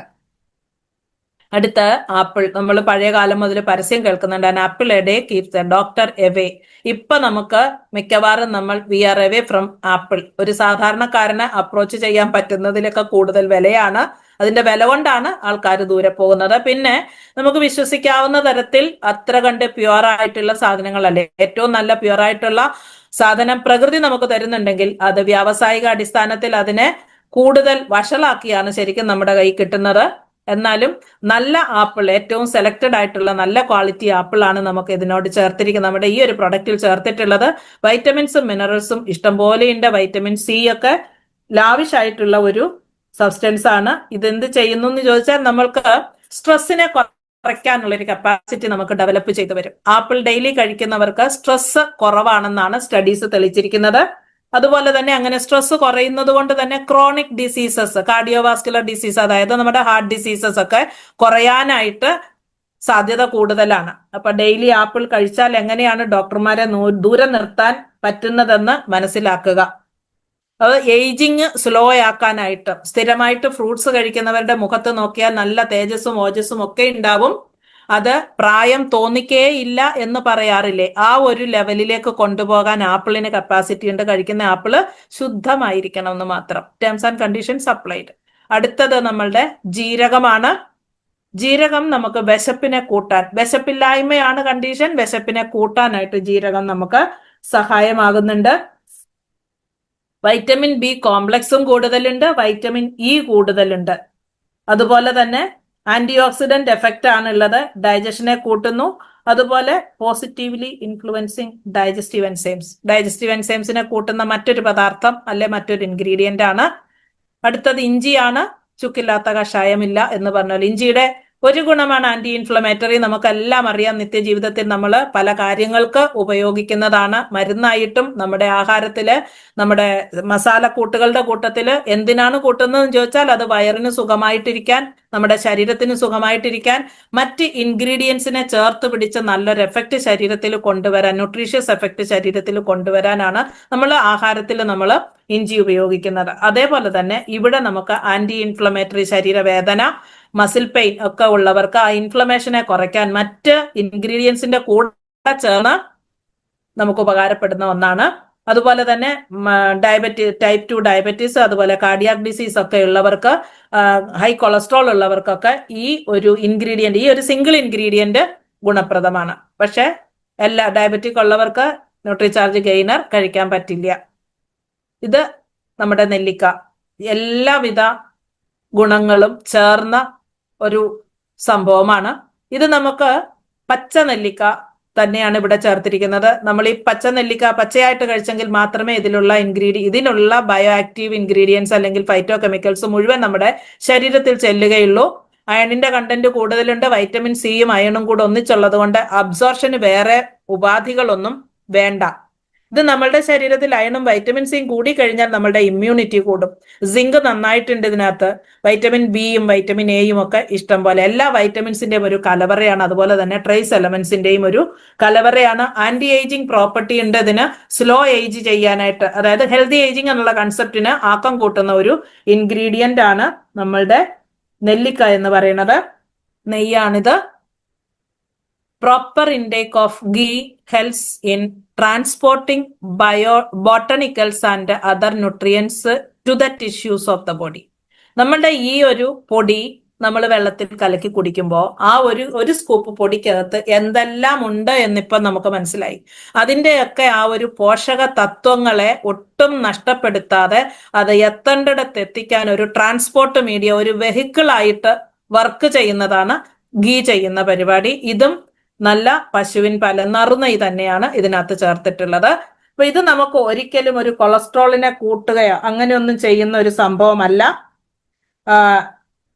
ന്യൂട്രീഷണൽ വാല്യൂ എന്ന് പറയുമ്പോൾ മറ്റ് എല്ലാ ഓയിലുകളുടെയും ഫാറ്റുകളുടെയും ഒക്കെ അതിനേക്കാളൊക്കെ ഏറ്റവും മുകളിലാണ് ഇതിന്റെ nutritive value. Superior to all other oil എന്ന് പറയുന്നത്. മറ്റു ഫാറ്റുകളുടെ എല്ലാം മുകളിലാണ് നെയ്യുടെ സ്ഥാനമുള്ളത്. അതിന് കാരണം ഇതിനകത്ത് മീഡിയം ചെയിൻ ഫാറ്റി ആസിഡും ഷോർട്ട് ചെയിൻ ഫാറ്റി ആസിഡ്, അങ്ങനെയാണ് ഇതിനകത്ത് കെമിസ്ട്രി പറയുകയാണെങ്കിൽ. ഇത് എങ്ങനെയാണ് ഹെൽപ്ഫുൾ എന്ന് ചോദിച്ചാൽ ഈസി ആയിട്ട് ഡൈജസ്റ്റ് ചെയ്യും, അത് വിഘടിക്കുകയും ചെയ്യും. അതുപോലെ തന്നെ ഈസി ആയിട്ട് വിഘടിച്ച് ആഹാരത്തിന്റെ കൂടെ അത് അബ്സോർബ് ചെയ്യാനായിട്ട്, മറ്റു ന്യൂട്രിയൻസിന്റെ കൂടെ അബ്സോർബ് ചെയ്യാൻ പാകത്തിനുള്ളതാണ്. അപ്പൊ അതുകൊണ്ട് ഇതിനകത്തുള്ള ബിട്രിക് ആസിഡ് നമ്മളുടെ എൻസൈംസ്, വയറ് വിശക്കാനുള്ള വയറ്റിലുള്ള എൻസൈംസിനെ കൂട്ടാനായിട്ടത് ബിട്രിക് ആസിഡ് സഹായിക്കും. ഇപ്പം നെയ്യ് ഒരു ട്രാൻസ്പോർട്ടർ മീഡിയമാണ്. അതുപോലെ തന്നെ വിശപ്പിനെ കൂട്ടാനായിട്ട്, വിശപ്പിനെ കൂട്ടാനുള്ള എൻസൈംസിന്റെ ഉൽപാദനത്തിന് ഇതൊരു ഉത്തേജകം കൂടിയാണ്. Honey is natural source of carbohydrate. ഇത് ശരിക്കും കാർബോഹൈഡ്രേറ്റും ഉണ്ട്, പ്രോട്ടീനും ഉണ്ട്, വൈറ്റമിൻസും ഉണ്ട്, മിനറൽസും ഉണ്ട്, എല്ലാ സംഭവം ഉണ്ട്. ഇത് ഉണ്ടാക്കുന്നത് പ്രാണികള് അല്ലെങ്കിൽ അതിന്റെ തേൻ, ചെറിയ പൂക്കൾ, കാട്ടുപൂക്കളാവട്ടെ എന്ത് പൂക്കളാവട്ടെ, പൂക്കളിൽ നിന്ന് ശേഖരിച്ച ആ തേനിനെ പാകപ്പെടുത്തി ഹണി ബീസിന്റെ പണിയെടുത്ത് അവര് പാകപ്പെടുത്തി കൊണ്ടുവരുന്ന ഒറിജിനൽ തേനാണ്. ഇതിനകത്ത് ശരിക്കും പ്രോട്ടീനും വൈറ്റമിൻസും മിനറൽസും ഒക്കെ ഉണ്ടെന്നുള്ളതാണ്. ഇത് നമുക്ക് സഹായിക്കുന്നത് കംപ്ലീറ്റ് ആയിട്ടുള്ള ഈ ന്യൂട്രിയൻസിനെ നമ്മളുടെ ശരീരത്തിൽ ആഗിരണം ചെയ്യാൻ ഹെൽപ്പ് ചെയ്യുക എന്നുള്ളതാണ്. അപ്പൊ ഇനി പ്രോട്ടീൻ ഇല്ലാത്തത് കൊണ്ട് തന്നെ ന്യൂട്രിചാർജ് ഗെയിനർ നമ്മൾ ഒരാൾക്ക് സജസ്റ്റ് ചെയ്യുകയോ നമ്മൾ അത് കൺസ്യൂം ചെയ്യുകയോ ചെയ്യുമ്പോൾ ഒരു സ്കൂപ്പ് ന്യൂട്രിചാർജ് ഗെയിനറും ഒരു സാഷേ ന്യൂട്രിചാർജ് കൊക്കോ പ്രോഡക്റ്റും സജസ്റ്റ് ചെയ്യാം. ഇത് രണ്ടും ഒരേ ടേസ്റ്റ് ആണ്. കൊക്കോ പൊടി ഗെയിനറിനകത്തുണ്ട്. അതുകൊണ്ട് തന്നെ ന്യൂട്രിചാർജ് കൊക്കോ പ്രോഡക്റ്റിന്റെ ഒരു സാഷയും ഈ ഒരു സ്കൂപ്പും കൂടെ ഒരു 250 മില്ലി വെള്ളത്തിൽ മിക്സിയിലിട്ട് നന്നായിട്ട് അടിച്ചിട്ട് അതിനെ ഒരു ബ്രേക്ക്ഫാസ്റ്റ് ആയിട്ട് ഉപയോഗിക്കാം. ആഹാരത്തിന് 1 മണിക്കൂർ 2 മണിക്കൂർ മുമ്പ് ഇത് കഴിച്ചാലത്തെ ഗുണം നല്ല വിശപ്പ് തോന്നും, ആഹാരം കൂടുതൽ കഴിക്കാൻ തോന്നും. കാരണം ആഹാരം കഴിപ്പിക്കാൻ വേണ്ടിയിട്ടാണ് നമ്മൾ ഇത് ചെയ്യുന്നത്. വെയിറ്റ് ഗെയിൻ ചെയ്യണമെങ്കിൽ ഇത് മാത്രം കഴിച്ചിട്ട് കാര്യമില്ല. ഇത് കഴിഞ്ഞിട്ട് വിശപ്പ് വരുമ്പോൾ നല്ല ആഹാരം, സൂപ്പർ ഫുഡ് കഴിക്കേണ്ട ആവശ്യമുണ്ട്. ഇതേ പ്രൊഡക്റ്റ് വെയിറ്റിനെ ബാധിക്കാതെ, വെയിറ്റ് ഗെയിനിനോ വെയിറ്റ് ലോസിനോ ഒന്നുമല്ലാതെ ഇതേ പ്രൊഡക്റ്റ് നമുക്ക് ഉപയോഗിക്കാൻ പറ്റും. മസ്കുലർ പെയിൻ അനുഭവിക്കുന്ന, മസിലുകൾക്ക് വേദനയുള്ള ആൾക്കാർക്ക് നമുക്ക് ഇതൊരു സ്കൂപ്പ് സജസ്റ്റ് ചെയ്യാം പ്രോട്ടീൻ പൗഡറിന്റെ കൂട്ടത്തിൽ. പിന്നെ കൂടുതലായിട്ട് എനർജി ആവശ്യമുള്ള നമ്മളുടെ ലീഡേഴ്സ്, ഒരു മീറ്റിംഗിൽ നിന്ന് മറ്റൊരു മീറ്റിംഗിലേക്ക് പോകുന്ന, ഓടി ഓടി നടക്കുന്ന ലീഡേഴ്സിന് എനർജി പ്രൊവൈഡ് ചെയ്യാനായിട്ടും 100-100 നിൽക്കാനായിട്ടും നമ്മുടെ പ്രൊഡക്റ്റ് സഹായമാണ്. അവിടെ നമ്മൾ പ്രോട്ടീൻ പൗഡർ ആഡ് ചെയ്തോളണം നിർബന്ധമില്ല. ഇനി ഇത് രണ്ടിന്റെ കോമ്പിനേഷൻ ഇച്ചിരി വില കൂടുതലായിരിക്കും. അതിനെ കോസ്റ്റ് എഫക്റ്റീവ് ആക്കി ചെയ്യാൻ വേണ്ടിയിട്ട് നമുക്ക് ഈ കൊക്കോ പ്രോഡക്റ്റിന്റെ സ്ഥാനത്ത് നമുക്ക് ന്യൂട്രിചാർജ് ഓൾ പ്രോ, അതിന് വേറെ ടേസ്റ്റ് ഒന്നും ഇല്ലാത്തത് കൊണ്ട് ന്യൂട്രിചാർജ് ഓൾ പ്രോ ഒരു സ്കൂപ്പ് ചേർക്കാം. കമ്പാരബിളി മറ്റേതിനെക്കാട്ടി അല്പം വിലക്കുറവുണ്ടായിരിക്കാം. അപ്പൊ അങ്ങനെ ചെയ്യുന്നത് കൊണ്ട് ഗുണമേ കിട്ടുന്നുള്ളൂ. ഇനി കൂടുതൽ കാര്യങ്ങൾ ഇതിനെപ്പറ്റി പറയുന്നില്ല. നമുക്ക് അടുത്ത ഓരോന്നിനെയും കണ്ടന്റ് ആണ്, നമുക്ക് അത്രയും സയൻസിലേക്ക് പോകേണ്ട കാര്യമില്ല. മറ്റ് പ്രൊഡക്റ്റുകളെ അപേക്ഷിച്ച് ഏറ്റവും നല്ലതാണ്. ഓക്കെ, നമുക്ക് അടുത്ത സ്ലൈഡിലേക്കാണ് പോകേണ്ടത്. ഓക്കെ, അടുത്തത് നമ്മൾക്ക് വെയിറ്റ് കൂടിയവരുടെ വെയിറ്റ് കുറയ്ക്കാൻ വേണ്ടിയിട്ടുള്ളതാണ് അടുത്ത സ്ലൈഡ് നമ്മൾ നോക്കാൻ പോകുന്നത്. Nutricharge S&F, slim and fit, stay slim and fit. അതാണ് ഇതിന് ആദ്യമായിട്ട് ന്യൂട്രിചാർജ് S&Fന്റെ വില അങ്ങ് പറയാം. നമുക്ക് MRP 2802 അതുപോലെ discount rate 2242 purchase volume 1890 Nutricharge BJ കഴിഞ്ഞാൽ ഏറ്റവും അധികം വോളിയം ഉള്ള ന്യൂട്രിചാർജ് പ്രൊഡക്റ്റ് ആണിത്. പേരിനകത്ത് തന്നെ S&F എന്നുണ്ട്, സ്ലിം ആൻഡ് ഫിറ്റ്. ഓക്കെ, അപ്പൊ എന്തുകൊണ്ടാണ് നേരത്തെ സംസാരിച്ചതിന്റെ ജസ്റ്റ് ഓപ്പോസിറ്റ് കാര്യങ്ങളാണ് ഇവിടെ. എന്താണ് ഫാറ്റി ബോഡി, എന്തുകൊണ്ടാണ് ഫാറ്റ് കൂടുന്നത്, ശരീരത്തിന്റെ വെയിറ്റ് എന്താണ്, ഇത് ഞാൻ ഓൾറെഡി അവിടെ പറഞ്ഞു കഴിഞ്ഞതാണ്. ശരീരത്തിന്റെ വെയിറ്റ് എന്ന് പറയുന്നത് ഈ 4 ഘടകങ്ങൾ, ശരീരത്തിലെ കൊഴുപ്പ്, ശരീരത്തിൽ അടങ്ങിയിരിക്കുന്ന വെള്ളം, എല്ലിന്റെ തൂക്കം, മസിലിന്റെ തൂക്കം, ഇത്രയും കൂടുന്നതാണ് നമ്മുടെ വെയിറ്റ് എന്ന് പറയുന്നത്. നോക്ക് ഫാറ്റ് എവിടെയാണ് കൂടിയിരിക്കുന്നതെന്ന്. കാരണങ്ങൾ ഒരുപാടുണ്ട്. കാരണങ്ങൾ ഒന്നൊന്നായിട്ട് പറഞ്ഞാൽ അൺഹെൽതി ഈറ്റിംഗ് ഹാബിറ്റ്, തോന്നിയതുപോലെ തിന്നുക, പ്രത്യേകിച്ച് ഒരു സമയനിഷ്ഠമില്ല, ഇന്നത് കഴിക്കാവൂ, ഇന്നതിന്റെ കൂടെ ഇന്നത് പാടുള്ളൂ, മീൻസ് ഒന്നും നോക്കാതെയുള്ള ഭക്ഷണ രീതി. ഇത് ശരിക്കും കോംപ്ലിക്കേറ്റഡ് ആയിട്ടുള്ള ഒരു ടേബിളാണ്. സെഡന്ററി ലൈഫ് സ്റ്റൈൽ, എക്സസൈസ് ഒന്നും ചെയ്യത്തില്ല, ഇരുന്നിടത്തിരിക, തിന്നുക, വയറ് വിശക്കുമ്പം തിന്നുക, വീണ്ടും എക്സസൈസ് ആയിട്ട് അതിനെ ഉള്ളിലെടുക്കുന്ന ഭക്ഷണം ദഹിച്ച് അത് ഷുഗർ ആയിട്ട് അതിനെ എനർജി ആയിട്ട് കൺവേർട്ട് ചെയ്ത് ആ കൺവേർട്ട് ചെയ്യുന്ന എനർജിയെ ബേൺ ഔട്ട് ചെയ്യാൻ തക്ക മൂവ്മെന്റ് ഇല്ലാത്ത ശരീരം, അതാണ് സെഡന്ററി ലൈഫ് സ്റ്റൈൽ എന്ന് പറയുന്നത്.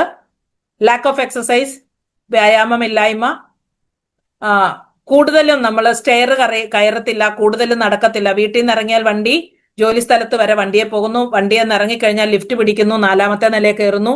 ഇവിടെ ഒന്നും നമ്മൾ അധികമായിട്ട് എഫേർട്ട് എടുത്ത് നമ്മൾ നടക്കുന്നില്ല.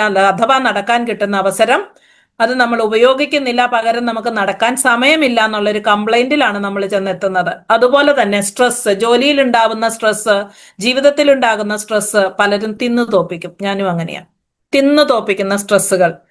നമ്മുടെ അറിവില്ലായ്മ കൊണ്ടാണ് നമ്മൾ അങ്ങനെ ചെയ്യുന്നത്. തിരിച്ചറിവുണ്ടെങ്കിൽ അങ്ങനെ ചെയ്യില്ല. തിന്നു കഴിഞ്ഞാൽ കുറച്ചൊരു ആശ്വാസം തോന്നും, ചിലർ ഉറങ്ങി തീർക്കും, ചിലർ കഴിച്ചു തീർക്കും. ഇതൊക്കെ ശരീരത്തിൽ എക്സ്ട്രാ എനർജി ആണെന്ന് മനസ്സിലാക്കുക. ക്രാഷ് ഡയറ്റ്, ഇന്നു മുതൽ ഞാൻ ഫുൾ ഡയറ്റിലാണ്, ഇനി മുതൽ ഞാൻ വളരെ കൺട്രോൾഡ് ആയിട്ട് പോകും.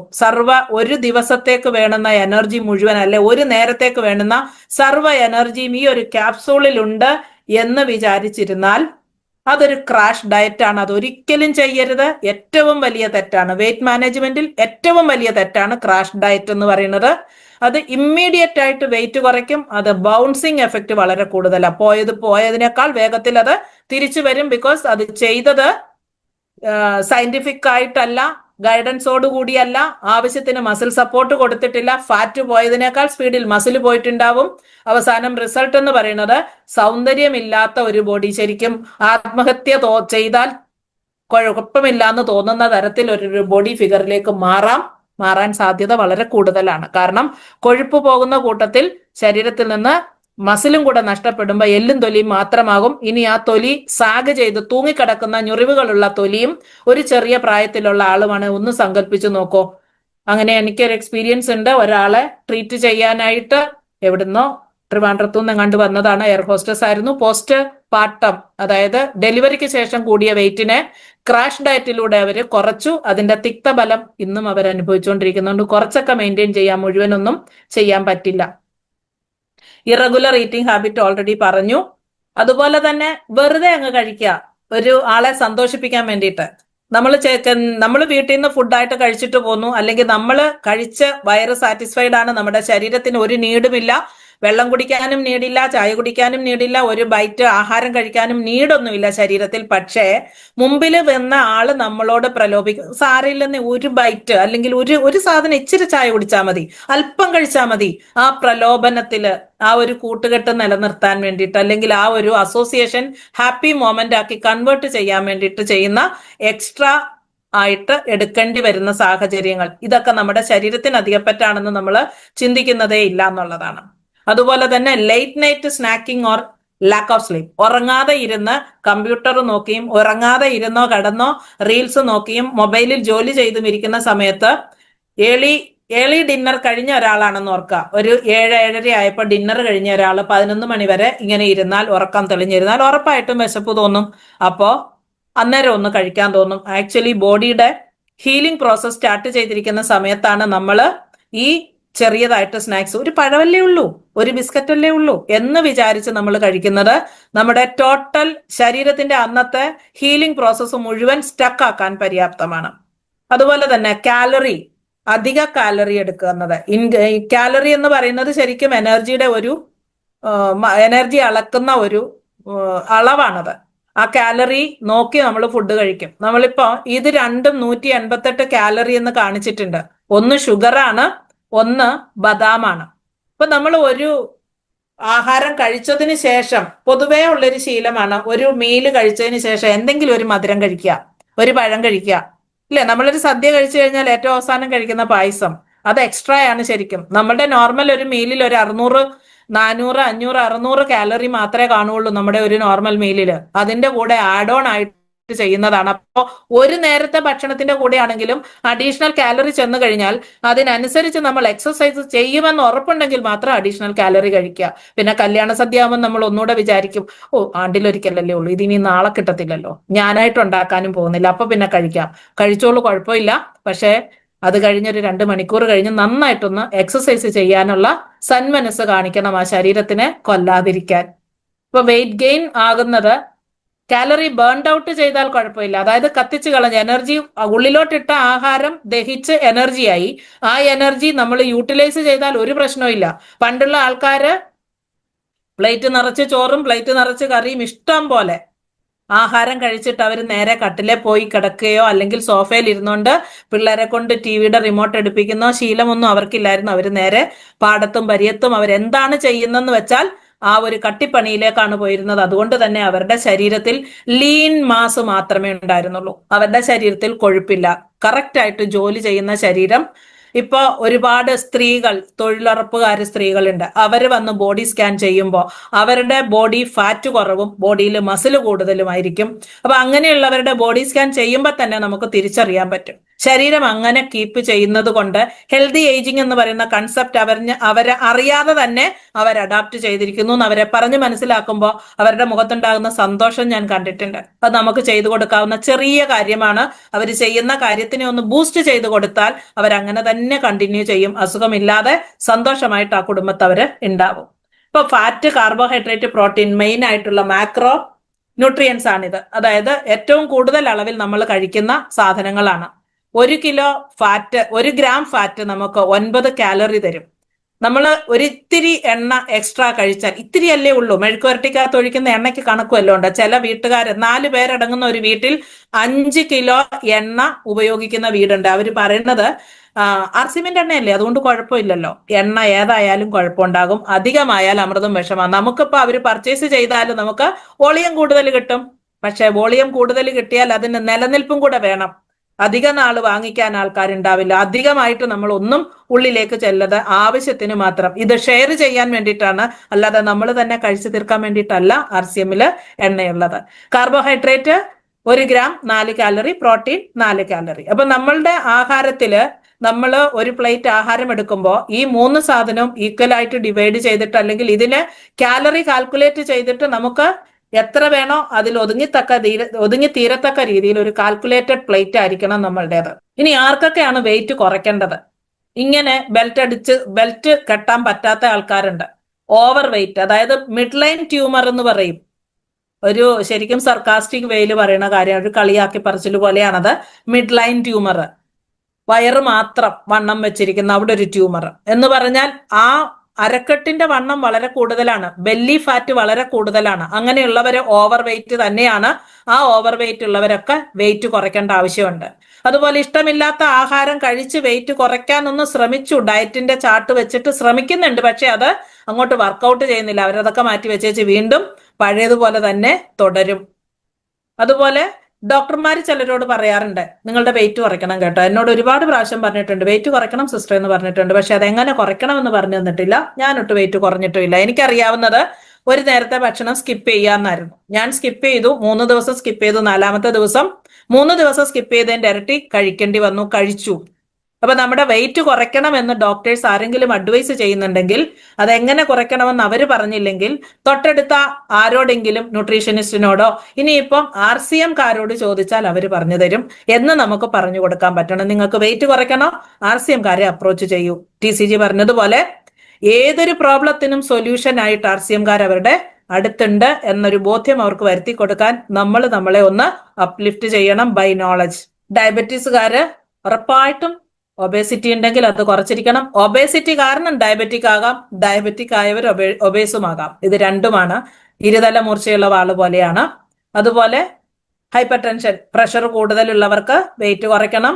ഹാർട്ട് ഡിസീസ് ഉള്ളവർക്ക് ഉറപ്പായിട്ടും വെയിറ്റ് കുറയ്ക്കണം. ഹാർട്ട് ഡിസീസ് ഉണ്ടാവാൻ കാരണം എന്താണ്? വെയിറ്റ് കൂടിയിട്ട്, അല്ലെങ്കിൽ ശരീരത്തിലെ കൊഴുപ്പ് കൂടിയിട്ട് രക്തക്കുഴലുകളിൽ കൊഴുപ്പടിഞ്ഞിട്ട് അവിടെ തടസ്സമുണ്ടായി, അവിടെ ഹൈപ്പർ ടെൻഷൻ ഉണ്ടായി. അതിന്റെ ആഫ്റ്റർ എഫക്റ്റ് ആയിട്ടാണ് ഹാർട്ടിലേക്ക് പ്രശ്നങ്ങൾ ഉണ്ടാകുന്നത്. പമ്പ് ചെയ്യാൻ രക്തമില്ലാതെ വരും. അതുപോലെ മുട്ടുവേദന.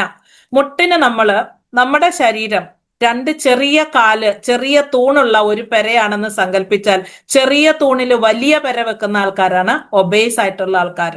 1 കിലോ ബോഡി വെയിറ്റ് കൂടിയാൽ മുട്ടിന് കിട്ടുന്നത് 1 × 5 ഇരട്ടി വെയിറ്റ് ആണ് ആ മുട്ട് താങ്ങേണ്ടി വരുന്നത്. ചെറിയ രീതിയിലൊന്നും വന്നാൽ നമ്മൾ കണക്കാക്കത്തില്ല. നിങ്ങൾ പബ്ലിക് പ്ലേസിൽ പോകുമ്പോൾ, പ്രത്യേകിച്ച് ആരാധനാലയങ്ങളിൽ പോകുന്ന ആൾക്കാരെ, ഇത്തിരി പ്രായമുള്ള ആൾക്കാരാണ് കൂടുതലും പള്ളിയിലും അമ്പലത്തിലും മോസ്കിലും ഒക്കെ പോകാറുള്ളത്.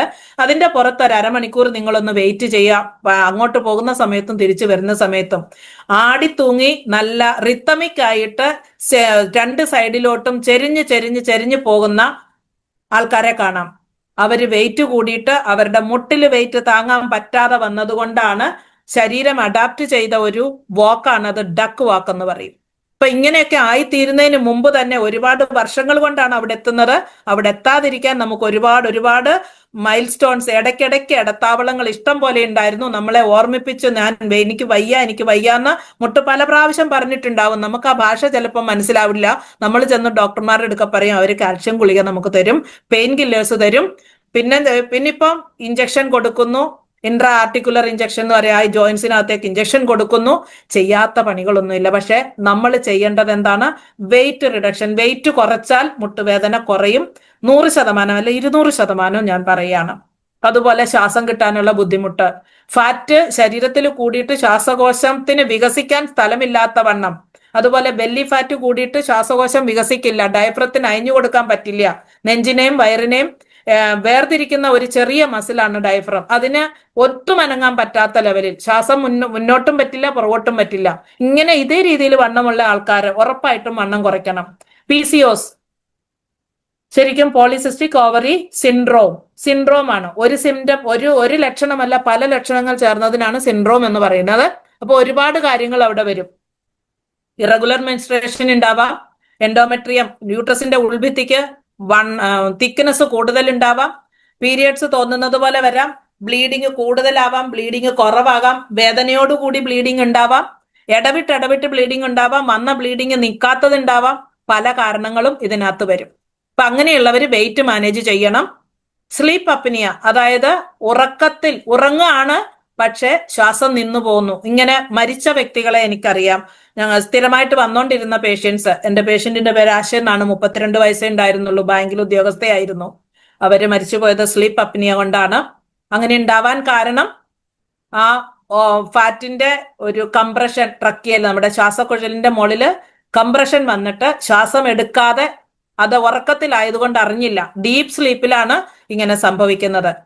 ഇങ്ങനെയുള്ളവര് ശരിക്കും വണ്ണം കൂടുതലുള്ളവർ ചെയ്യേണ്ടത് ഒരിക്കലും നിവർന്നു കിടന്നുറങ്ങരുത്. ലെഫ്റ്റ് സൈഡ് ചേർന്ന് ലെഫ്റ്റ് സൈഡിലോട്ട് ചരിഞ്ഞു വേണം കംഫർട്ടബിൾ പൊസിഷനായിട്ട് കിടന്ന് ഉറങ്ങണം. താഴത്തെ കാല് നീട്ടിവെച്ച് വലത് കാല് ഇടതുവശത്തോട്ട് ചെരിഞ്ഞു കിടന്ന് ഇടത് കാല് നീട്ടിവെച്ച് വലത് കാല് ഫ്ലെക്സ് ചെയ്ത് മുമ്പോട്ടൊന്ന് മടക്കി വെച്ച് കൈകൾ തലണയുടെ മുകളിലേക്ക് ഫ്രീ ആയിട്ട് വെച്ചിട്ട് വേണം വലത്ത് കൈ, ഇടത് കൈ തലണയുടെ അടിയിൽ അല്ലെ തലയുടെ അടിയിൽ, അങ്ങനെ ഒരു കംഫർട്ടബിൾ പൊസിഷനിലാണ് ഇങ്ങനെയുള്ളവർ കടന്നുറങ്ങേണ്ടത്. ഇവിടെ നമുക്ക് വേൾഡ് ഹെൽത്ത് ഓർഗനൈസേഷന്റെ ഒരു ചെറിയൊരു റിപ്പോർട്ടാണ് പറഞ്ഞിരിക്കുന്നത്. ഓവർ വെയിറ്റ് ആയിരിക്കുന്നത് കൊണ്ട് അല്ലെങ്കിൽ വെയിറ്റ് കൂടുതലുള്ളവര് അനുഭവിക്കേണ്ടി വരുന്ന മറ്റു കാര്യങ്ങൾ എന്തൊക്കെയാണ്? കാർഡിയോവാസ്കുലർ കോൺസിക്വൻസസ് എന്ന് പറഞ്ഞിരിക്കുന്ന പരിണത ഫലങ്ങളാണ്. കാർഡിയോവാസ്കുലർ ഡിസീസ്, അതായത് ഹൃദയ സംബന്ധമായ അസുഖങ്ങൾ ഉണ്ടാവുക. മെയിൻലി ഹാർട്ട് ഡിസീസ് എന്നാണ് പറഞ്ഞിരിക്കുന്നത്. സ്ട്രോക്ക് ഉണ്ടാവാം, ടൈപ്പ് 2 ഡയബറ്റിക് ആവാം, അതുപോലെ മസ്കുലോ സ്കെലിറ്റൽ ഡിസോർഡേഴ്സ്, മസിലുകൾക്ക് ശരിക്കും മസിലിനും എല്ലിനും ഉണ്ടാകുന്ന ഓസ്റ്റിയോപോറോസിസ്, ആർത്രൈറ്റിസ്, ഇങ്ങനെയൊക്കെയുള്ള അസുഖങ്ങളുടെ പേരുകളൊക്കെ എല്ലാവർക്കും പരിചയം ഉണ്ടായിരിക്കും.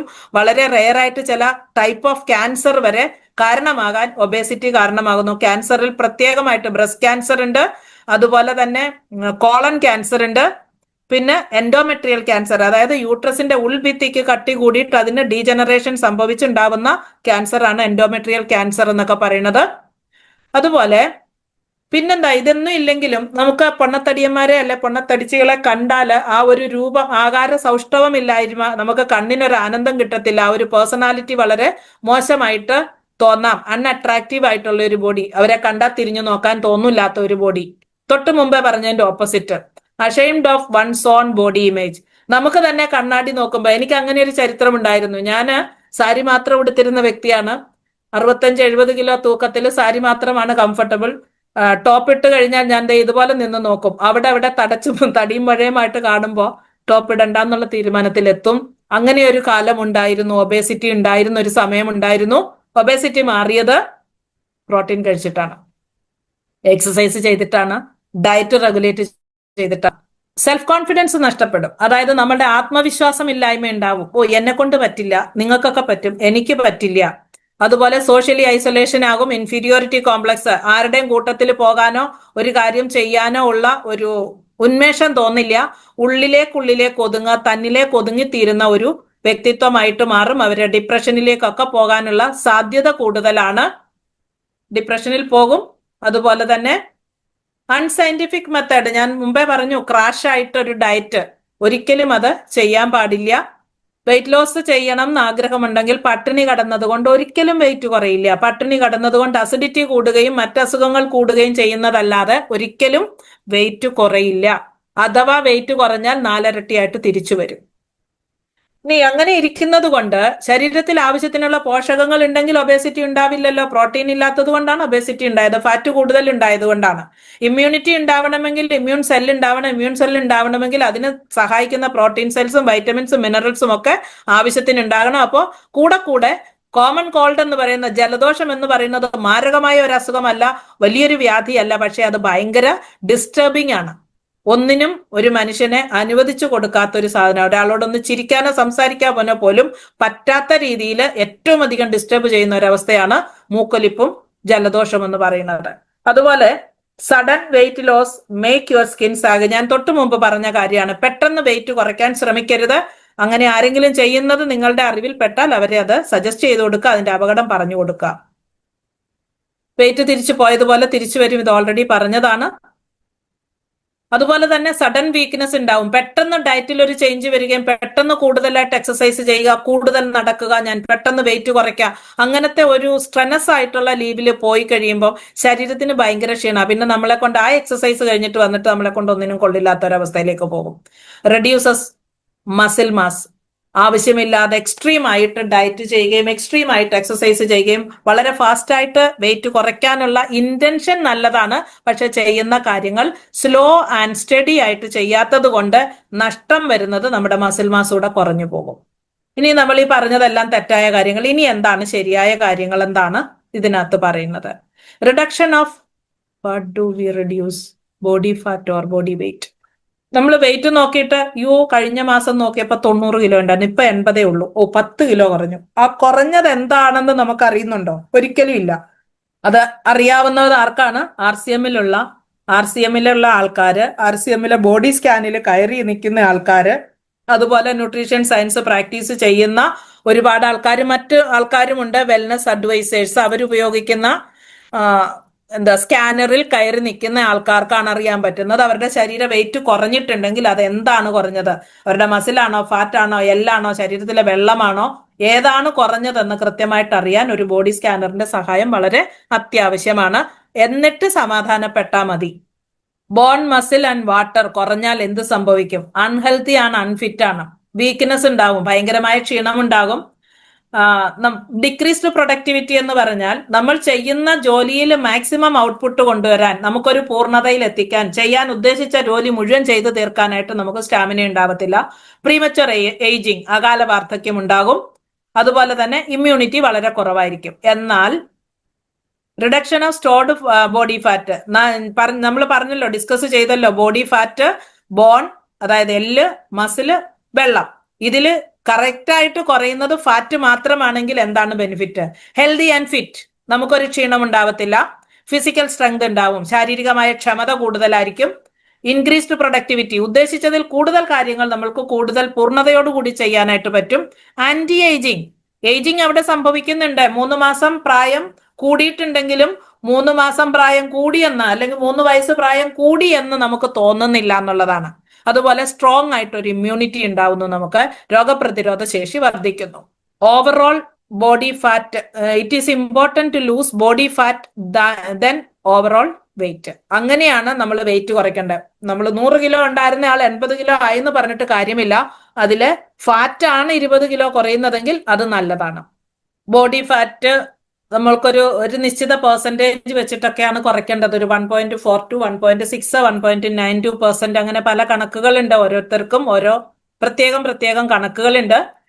20% കൂടുതൽ വെയിറ്റ് കുറയാൻ പാടില്ല. അതുപോലെ ഫാറ്റിന്റെ അളവാണ്, നമ്മുടെ ശരീരത്തിൽ അനുവദിച്ച ഫാറ്റിന്റെ അളവ്, അല്ലാതെ കൊഴുപ്പിന്റെ അളവ്. സ്ത്രീകൾക്ക് 25 വരെ അംഗീകരിക്കാം, പുരുഷന്മാർക്ക് 20%. ഈ 20%ത്തിന്റെ സ്ഥാനത്താണ് ഫാറ്റ് നമ്മൾ നോക്കുമ്പോൾ 50ഉം 55ഉം ഒക്കെ കാണുന്നത്. സ്ത്രീകളിൽ 25% പകരം 46ഉം 52ഉം ഒക്കെ ആയിരിക്കും. ഇതിന്റെ ഫലമായിട്ട് നമുക്ക് കൂടുന്ന ഒരു സാധനമുണ്ട്, ഇന്റേണൽ ഏജ്, മെറ്റബോളിക് ഏജ് നമുക്ക് കൂടാറുണ്ട്. അതിൽ പിടിച്ചാണ് നമ്മൾ കറക്ഷൻ പറഞ്ഞു കൊടുക്കേണ്ടതും. മസിൽ റേഷ്യോ പുരുഷന്മാരിൽ 45% അതിൽ കൂടുതലും വേണം, സ്ത്രീകളിൽ 36%വും അതിൽ കൂടുതലും വേണം.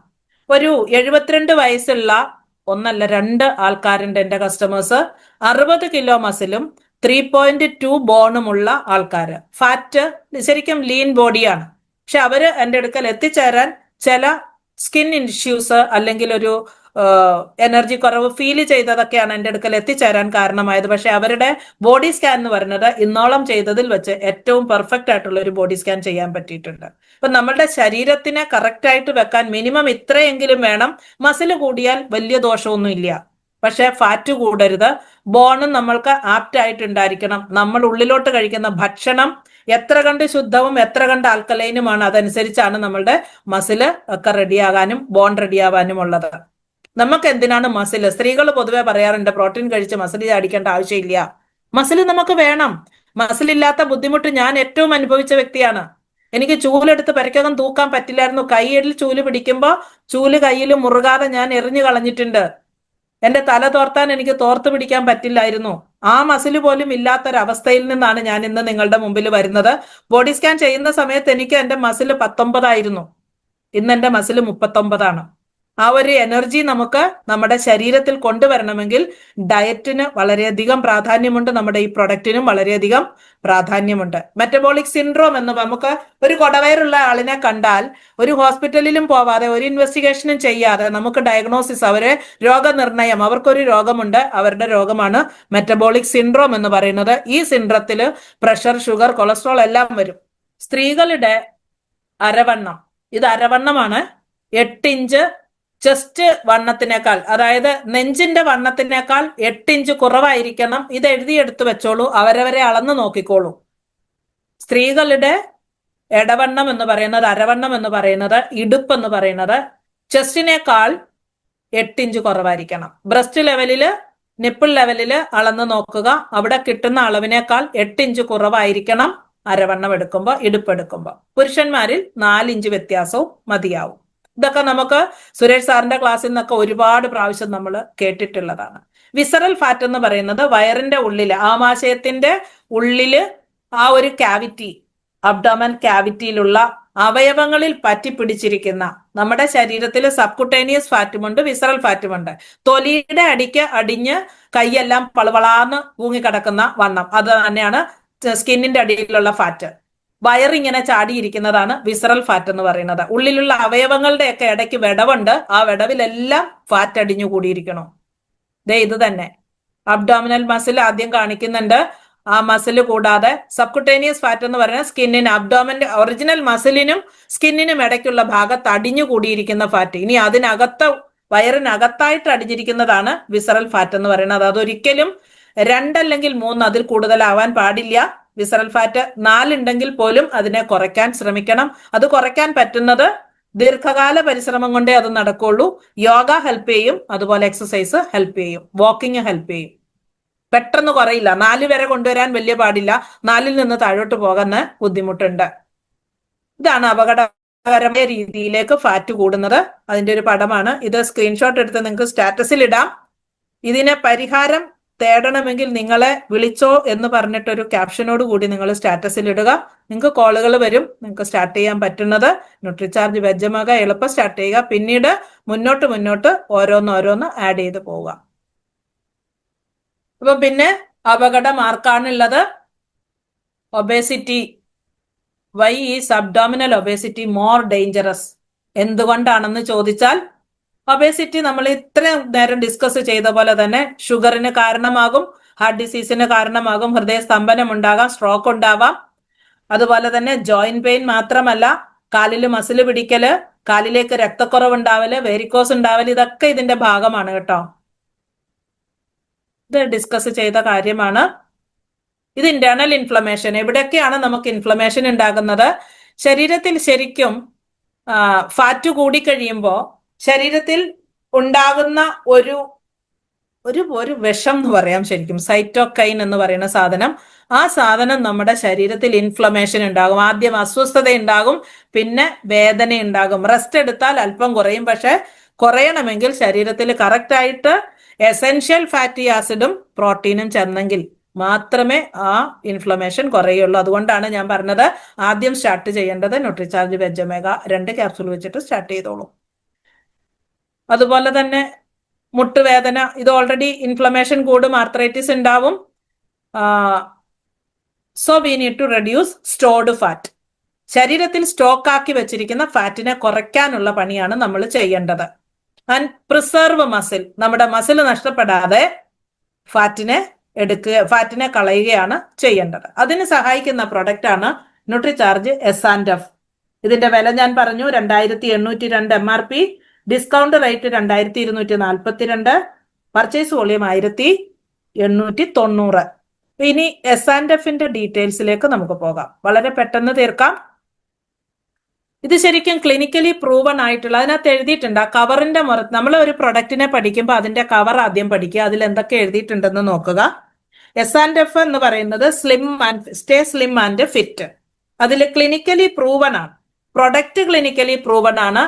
വേറൊരു ബ്യൂട്ടി ഉള്ളത്, ഇതിന്റെ പ്രൊഡക്റ്റ് ഈ ആദ്യം എഴുതിയിരിക്കുന്ന 3 ഇൻഗ്രീഡിയന്റ്, അതായത് ഗ്രീൻ കോഫി ബീൻ എക്സ്ട്രാക്ട്, ടൊണാലിൻ അല്ലെങ്കിൽ കോഞ്ചിഗേറ്റഡ് ലെനോയിക് ആസിഡ് എന്ന് പറയുന്ന ടൊണാലിൻ എന്ന് വിളിക്കുന്ന ഈ ഒരു സബ്സ്റ്റൻസ്, ഗാർസീനിയ കാമ്പോജിയ എന്ന് പറയുന്ന ഈ ഒരു സബ്സ്റ്റൻസ്, ഈ 3 സാധനങ്ങളും അത് ഓരോന്നായിട്ടും ക്ലിനിക്കലി പ്രൂവൺ ആണ്. പ്രൊഡക്റ്റ് ആകെ മൊത്തം ക്ലിനിക്കലി പ്രൂവൺ. അപ്പം 314 ക്ലിനിക്കലി പ്രൂവൺ എന്ന സർട്ടിഫിക്കറ്റ് ഉള്ള ഒരു പ്രൊഡക്റ്റ് ആണ് നമുക്ക് കിട്ടിയിരിക്കുന്ന ന്യൂട്രിചാർജ് S&F എന്ന് പറയുന്നത്. ഇതിനകത്ത് ഫൈബർ ഉണ്ട്, പ്ലാന്റ് ബേസ്ഡ് പ്രോട്ടീൻ ഉണ്ട്.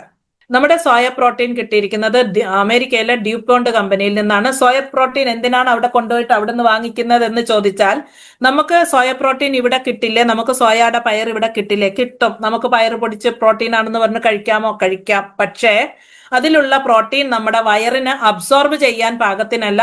ഓരോ പ്രോട്ടീനിലും, പ്ലാന്റ് ബേസ്ഡ് പ്രോട്ടീനിലും എന്തുണ്ട്? ഒരു ഇൻഹിബിറ്റന്റ്, തടസ്സമുണ്ടാക്കുന്ന ഒരു സാധനം, അബ്സോർഷന് തടസ്സമുണ്ടാക്കുന്ന ഒരു സംഭവമുണ്ട്.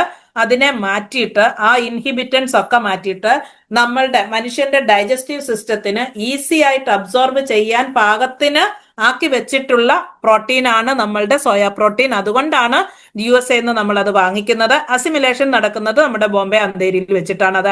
അവിടെയാണ് മിക്സിങ് നടക്കുന്നത്. അപ്പോ പ്രൊഡക്ഷൻ, നല്ല സാധനം നല്ല സ്ഥലത്ത് കൊണ്ടുവന്ന് നല്ല രീതിയിൽ മിക്സപ്പ് ചെയ്തിട്ട് ആണ് നമ്മൾക്ക് ക്വാളിറ്റിയുള്ള പ്രൊഡക്റ്റ് കിട്ടുന്നത്.